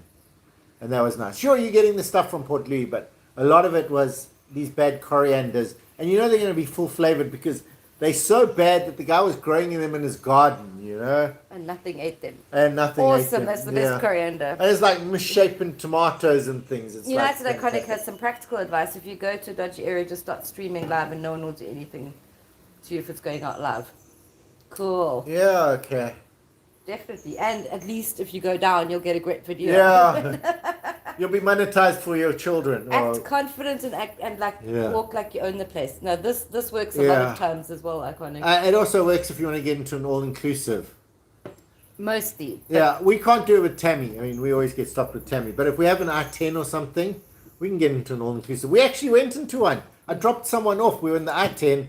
I'm just dropping someone off to go scuba diving because they have a dive center. So I dropped the person off to do the dive center. I pulled into the park because Riki wanted to go to the toilet. They kept trying to get us to go eat at the buffet breakfast. Yeah. And then watch the football on the big screen TV. And it was like, they were so really helpful. They didn't ask for a key card or anything. It's like, no, I just But want to yeah, use if the you toilet. act confident, Yeah, you can do quite a lot. yeah. Also, It a lot is. of places in Mauritius, they're very polite.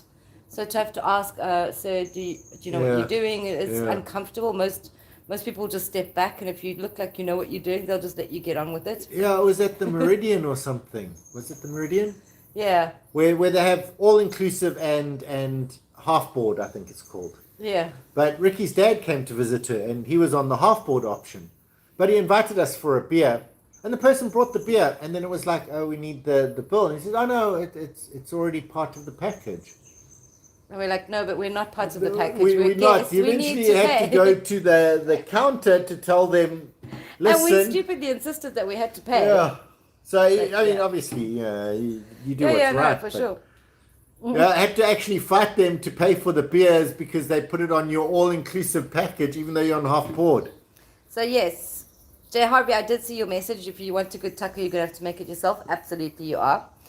And Peter says, it's like my schnitzels. The best part is the one between the raw and the burnt ones. Yes. Yeah, the ones you get. Yeah, schnitzel's another thing you don't really get here. There's Oh. no German restaurant. Oh, yes, and like in Croatia, everything was a bečki. I suppose. Bečki is a schnitzel, basically, and I suppose not a lot of people eat pork, but there are a lot that do. Look but at not they porkies. did the chicken and the beef one. Everything, all the good food was crumbed meat in Croatia. Crumbed meat, yes. Crumbed schnitzels. meat. They actually call it chicken fried in Texas and America. Yeah, chicken Because fried it's- steak.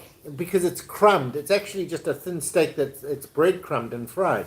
Wonderful. But they called them bečkis in Croatia. So. You don't get schnitzel. No. You probably get them at a spur or something, but a nice chicken schnitzel with the cheese and mushroom sauce and fries, yeah. Oh, no, we haven't had one of those. We actually haven't. Oh, we have. Oh, We've had loads of them because Riki makes them. You know, so Conix says I'm making schnitzel today with the Jaeger sauce. Ooh, yummy. Oh, a Jaeger sauce. That's interesting. Peter says, are there any Germans? I think there probably are.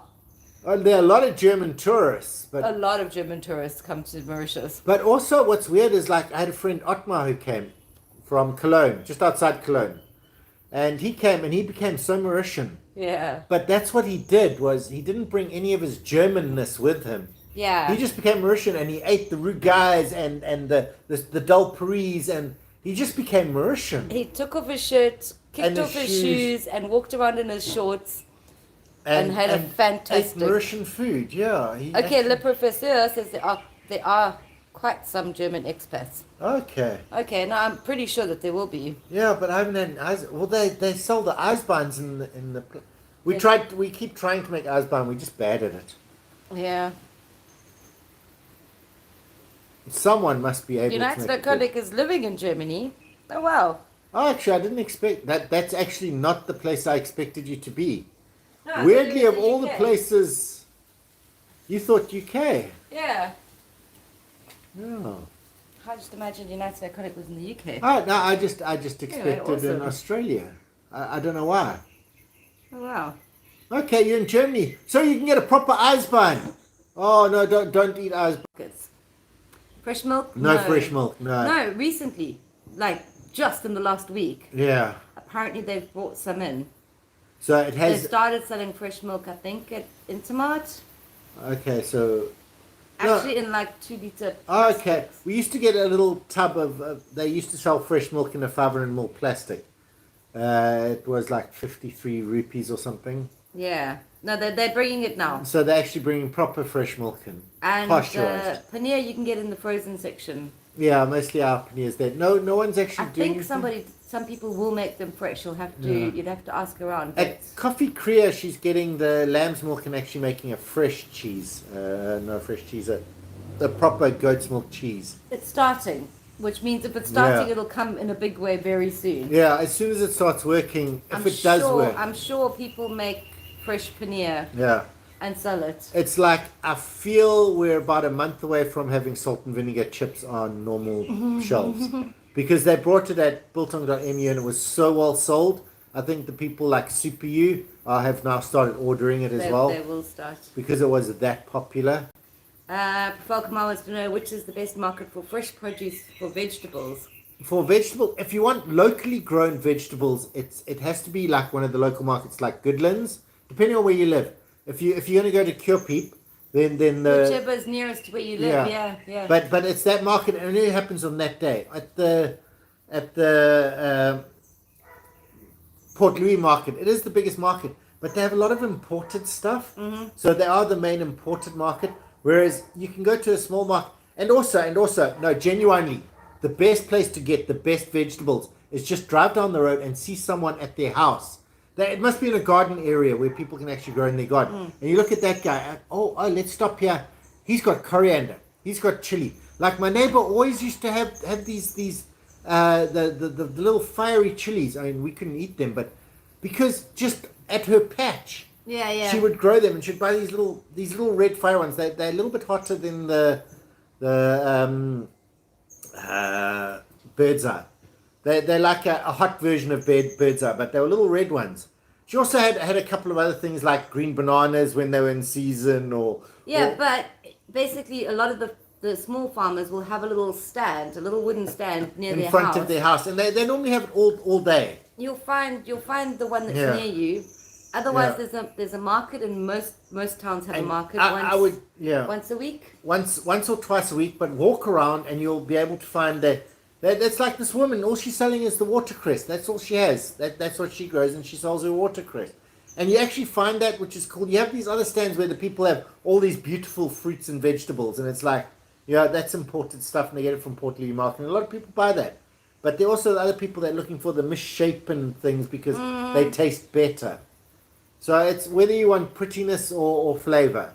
Yeah. That's normally how I judge it. Fresh milk used to be delivered by guys on motorcycles, but many years ago. Not anymore. Yeah, I don't know why this stopped, Leo. I really don't know why it stopped. I think they couldn't get the people to look after the cows. I think that was the genuine problem. Maybe the youngsters don't want to tend cows and milk cows. Yeah, it's like they had 600 Jersey cows, and they had to shut down. That was Mia. Yeah. They were making such fabulous products, but that shut down because literally they couldn't get people to look after their cows. And while their product was selling, it was always sold out. Mm-hmm.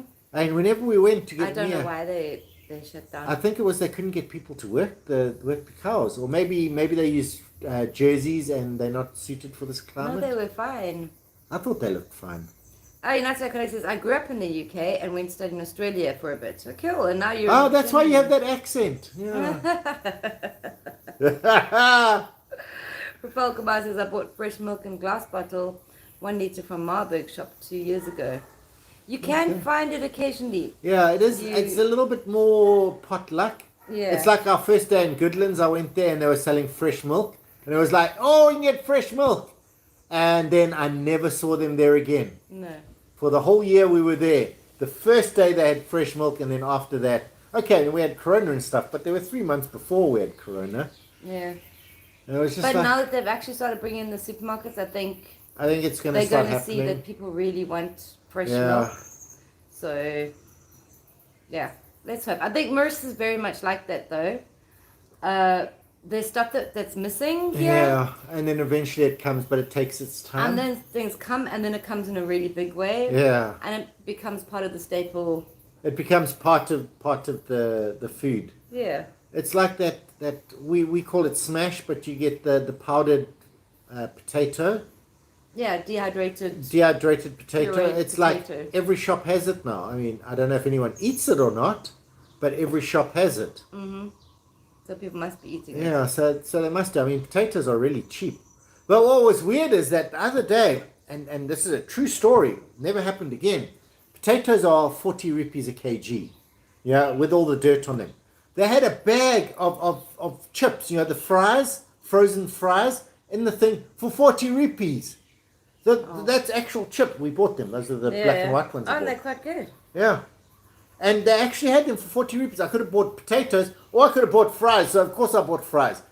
So, yeah, going back to that healthy living thing, buying potato fries is just cheaper than buying the potato. Okay, they're now back up to the 60, but, that was pretty cool. I remember staying at this beach house and the people at the back had a small stream running through the yard and they grew watercress. Yes. We got some and also made green mangoes to make chutney. Yes, exactly. But the watercress, that woman, she was so nice at Riverside, Forest Side, at the Forest Side market, because she shouts this thing and then she was chatting to us in English and we're like, oh, can we just film you shouting you things? She went, okay, no, sure, when you're ready. And then she shouted the thing. I was like, oh, wow, what an actress. Croissant, this rupee! Yeah. Croissant! It was cool. I loved that. They should bottle milk and sell it in cartons instead of importing liquid milk. Yeah. They should, but we don't make milk. Yeah. We have cows and we have goats, but nobody's milking. Yeah, no one's milking because we have cows, but they're meat cows, so they're sold for cow. The goats would do so well here, but they're not milking them. The little bit of milk that they are making, they're making these really fantastic aged cheeses, but No, there's so much scrubland. Yeah. That you could really put a lot of goats. But you need to get permission to put the goats into the scrubland. Because I don't really know how it works. Well, I mean, in most places in Europe, they actually pay you but to bring your goats into the scrubland to clear it. But here it doesn't matter. Whoever owns the land doesn't have to clear it, so they don't have to pay for your goats to eat there. And if you do put your goats on there, you're trespassing. So, it's a little bit tricky. But I think if they got it right, goats in Mauritius, it would be a good thing. Yes, Diane, you can air fry the chips and then they're still healthier. Yeah, I suppose if I had an air fryer. Mm-hmm. But you know what? I have a little pot with oil. And we Exactly, United Iconic. That's exactly what she said. Croissant, this rupee! Croissant! Are oysters still plentiful? Not as much as they used to be. I mean, I have a friend, Ajigan, who always used to get me oysters, and him and I would sit and eat them. Because Riki doesn't eat them, but he and I would sit and crack them open and eat them. But he would collect them himself, and he would collect them. There's this great place where the sewage runs into the water, so they're really... No, I'm just kidding. But that's how they used to say the best ones used to grow near the sewage, because these are filter feeders. No, they were small, but I did see we went on a dolphin adventure, and the guy was actually selling them. They looked quite nice, but they were expensive. Do you think they're local? No, they must be local. I don't know. The urchins that were alive. I'm sure he's picking the oyster at the oyster where they grow them. I don't think they're as plentiful as when you were here, Leo. Put it that way. I don't see them all the time. But they're expensive. These were 6 for 500 rupees. Wow. In my opinion, that's quite expensive. It's very expensive. Yeah. Wow. Yeah, no, I think a lot of things aren't quite as plentiful. The octopus seem to be doing fine now that they've got the seasons. Now that they have the seasons, you're getting a lot more octopus. I just wish they would start trying a few more dishes with octopus. I like my octopus regard, but there was some of the stuff that you see like Gordon Ramsay's and those guys doing with octopus, elevating it a little bit. Well, they like steam it for a whole bunch of time and then they put it on the fire. And then they grill it. I haven't seen octopus done a on grilled the grill. octopus. Oh, a grilled octopus. But you do have to pressure cook it or something. Yeah, you first prepare it and then you put it on, because octopus meat is really nice. I mean, when we were little, we used to do that. We used to pressure cook it. You take it and you chop it into pieces. You dip it in flour and you deep fry it. And it was like one of my favorite things. Yeah. Why are tomatoes so expensive? They used to be very expensive because A, they're imported, and B, everything kills them here on the island. But now that they put up the greenhouses, they're putting up the price is actually coming down a lot. Yeah, it's gotten quite stable. You can even get like for 10 rupees a pound. Yeah, the 10 rupees a pound. There are times like that. I mean, the majority of the time it's 50 rupees a pound. I just bought some. They weren't the top quality, but 85 a kg. That's 42 a pound. So they've definitely stabilized. So they have stabilized. But when we first got here 5 years ago, I kid you not, we could buy a beef steak or a tomato. They were the same price. Exactly. Oh, of course we bought the beef steak, but you just feel like a tomato sometimes. Yeah, so I kind of see this octopus are being brought over from Rodriguez. A friend brought over a ton to sell here. Wow. They're very popular. Yeah, octopus is very popular, and the dried octopus from Rodriguez sells at 700 rupees a kg here. Wow. So that's quite a lot, and that's at the market. I don't even know what they sell it at Super and stuff. I'd like to know why lychees are so expensive. Yeah, it's ridiculous. Because a tree with lychees has so many lychees. I think it's just because you just get this tiny season, and you can't ever get lychees outside of that season, except in tins or an alcoholic drink. I suppose if you count for the whole year that you have to look after the tree, I mean, it doesn't require much looking after. Yeah, no, the net you have to put over it. The nets are subsidized by the government. I think ultimately lychees are expensive because they can be. Because of demand. Yeah. It's like Ratish, he doesn't seem to be here doing his thing, and I don't know where Bad TikToker is. Bad TikToker didn't come and get his badge. Yeah, Bad TikToker missed today, waiting for 6 o'clock probably. Yeah. No, but 6 o'clock's past. Okay. What? 6 o'clock's past? When did we start? Yeah, no, you say goodbye just now. Yeah. Oh, I don't have to say goodbye. Out of juice again, but other than that, it's Omicron's been fun. I hope you guys have enjoyed it. Yeah, Omicron, Clickbait. Even rice is expensive, I think. No, you can get really, really cheap ration rice. You can get cheap. It's like 20 rupees for 2 kgs or something. 2.5 kgs, 26 rupees. There you go. You can get ration rice. If anyone can cook that, let me know. I would love to see someone cook ration rice that doesn't turn into sushi rice. Jessican as well didn't come. I thought I saw Jessican earlier. No, maybe not. Yeah. Sorry, Leo. Let me come back. Have you get grilled baby octopus marinated in oregano with sweet chili sauce, garlic, salt and vinegar, and sometimes wine. Oh wow, that does sound good.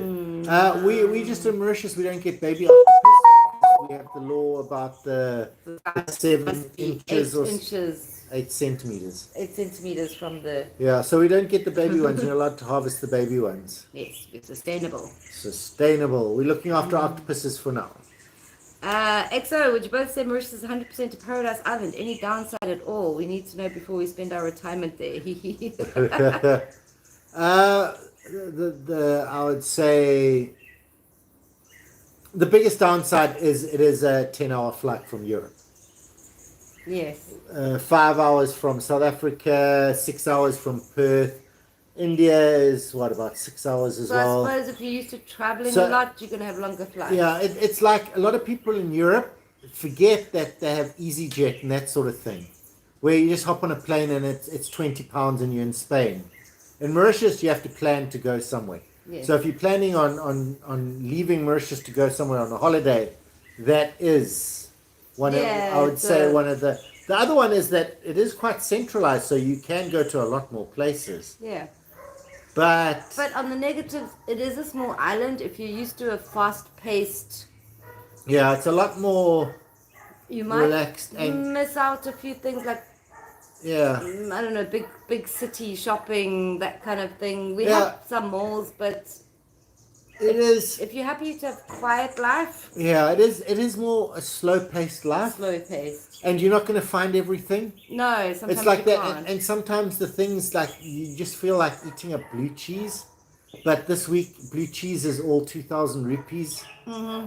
Occasionally you get one at 500 and it's like, I don't really feel like blue cheese, but I'm going to get it so that when I do feel like blue cheese, I know that I've eaten it in the last month. So you do have that sort of thing. There is this little bit of an up and down in pricing. Yeah. And they do say you can get anything in Mauritius. You really can. Oh, you it can. Depends on how much you want to spend for it. For sure. But other negatives? I don't know. It gets so hot in summer and so cold in winter. But you get there eventually because it only fluctuates between like about 18 and 30. Yeah, so that's But it starts to feel hot. It starts to feel hot and cold because you get into this. You want between the 24 and 28. And that's where the temperature should be. And now suddenly it's 22 degrees, so you're bringing out your jackets, or it's up to 30. Turn the aircon on. We're going to die of heat exposure. I genuinely don't think there's anything. Yeah, I don't think they're negative. major the people negatives. are really nice. The people are nice. There's not much crime. Yeah. I mean, there's almost no crime. If you leave your cell phone out, someone is going to take it. The facilities are good. Opportunistic, Hospitals, fire, police, Yeah. everything is pretty top notch. Yeah, even the small villages. Well, we have videos on that. You can go check them Banks out. are helpful. Yeah, it is a multi-language country as well, so French and English. And multi-religion, so everybody Yeah, fits everyone's in. pretty accepting. Nobody's judged, which is really a positive. So no, I can't think of any negatives, really, I can't.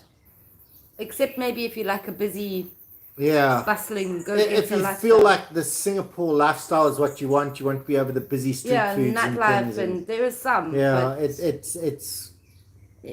yeah, no, nightlife. Everything after 7 pretty much dies. I would say that. Percussion, no, we don't cultivate rice. No, we don't. We get it all from I don't think India there's and enough China. flat Yeah. area and Well, I just don't think they do it. lychees sell as low as 75 rupees in the centre a pound. Thanks, Le Professor. Yes, I assume like Ratish said he got his in Saint Pierre. At 65, yeah. So Saint Pierre, that sort of region, you're going to probably get cheap lychees. Yeah. I know at some point we did see in Goodlands it goes down to as little as 50 a pound. Yeah. How come Ocean Basket sells those fried baby octopus? Yeah. I think they're imported. It's definitely imported because you can buy those frozen. You can buy frozen Baby octopus. Okay, so they're not harvested here because we have laws about harvesting them You here. can't harvest them here. No. Yeah. Eurowings flights from Germany to Mauritius is dirt cheap. If anyone wants to come. Oh, awesome! They've got a special at the moment. Oh, that's awesome. I remember the one year where they had 200 euro. Wow. 200 euro flights. Man, that is just crazy cheap from Cologne to Mauritius. Amazing. Yes, humidity in summer is close to 100%. Sometimes it does get Yeah. humid. You do have to sometimes swim out your front door because that's how humid it is. Can you buy Ben and Jerry's ice cream? I have seen Yes, it, but it's yes. really expensive. You can buy anything in Yeah. Mauritius for a price. for a price. There are these fancy shops that you can go to that they import everything from everywhere. We went to this place in Mocha. They have imported these things like those fancy black pig hams from Spain and spaghetti made in Tuscany, and they have Everything. these things. It was just like so expensive, You can get Ben and Jerry's. but you can get it. You can get Haagen-Dazs. There's quite a lot of that. There's a lot of Haagen-Dazs, yeah. But you're not getting many flavors of Ben and Jerry's. But I did see some at the Intermart. Yeah, exactly. $25, 1 kg of lychees, Leo. Wow. Wow. Wow. Yeah, that's properly pricey. 1,000 rupees a kg. Oof. Yeah, 60 rupees is about $2. Yeah. $1.50. Yeah, the exchange rate is. Bad. It's almost to the point that 60 rupees is $1. Killed thing is. Oh, we're frozen. Yeah. By the way, frozen, you might just Anyway, everyone, it looks like there's something going on here. James, do you think travel will now be restricted because? I don't think so. I think we're going to open up a little bit more. They It's going to be the test desperately case. have to have the tourists. The hotels have spent Yeah. so much money for the tourists. But our internet has died, so I'm going to say bye-bye. Thank you for watching, and Riki will go switch it off because she knows where the button is. So everyone, thanks for watching. Just how good was that? The internet lost almost 2 hours. Yeah, well done, internet. Yeah, actually, I think. No, we started at 15. Okay. Well, there we are. We're over 2 hours, everyone. So cool. Thanks, guys. Thanks, guys. Be sure to watch the premiere tomorrow. Premiere tomorrow. It's going to be awesome. We are worried about it because it's a compilation. We don't normally do those. So excited about it and nervous. So go watch that. Well, everyone, thanks for watching, and we will see you again next time. I can't actually remember what I say. What's my outro? Hi, everyone. Thanks for watching, and we'll see you again next time. Wave. Riki wave.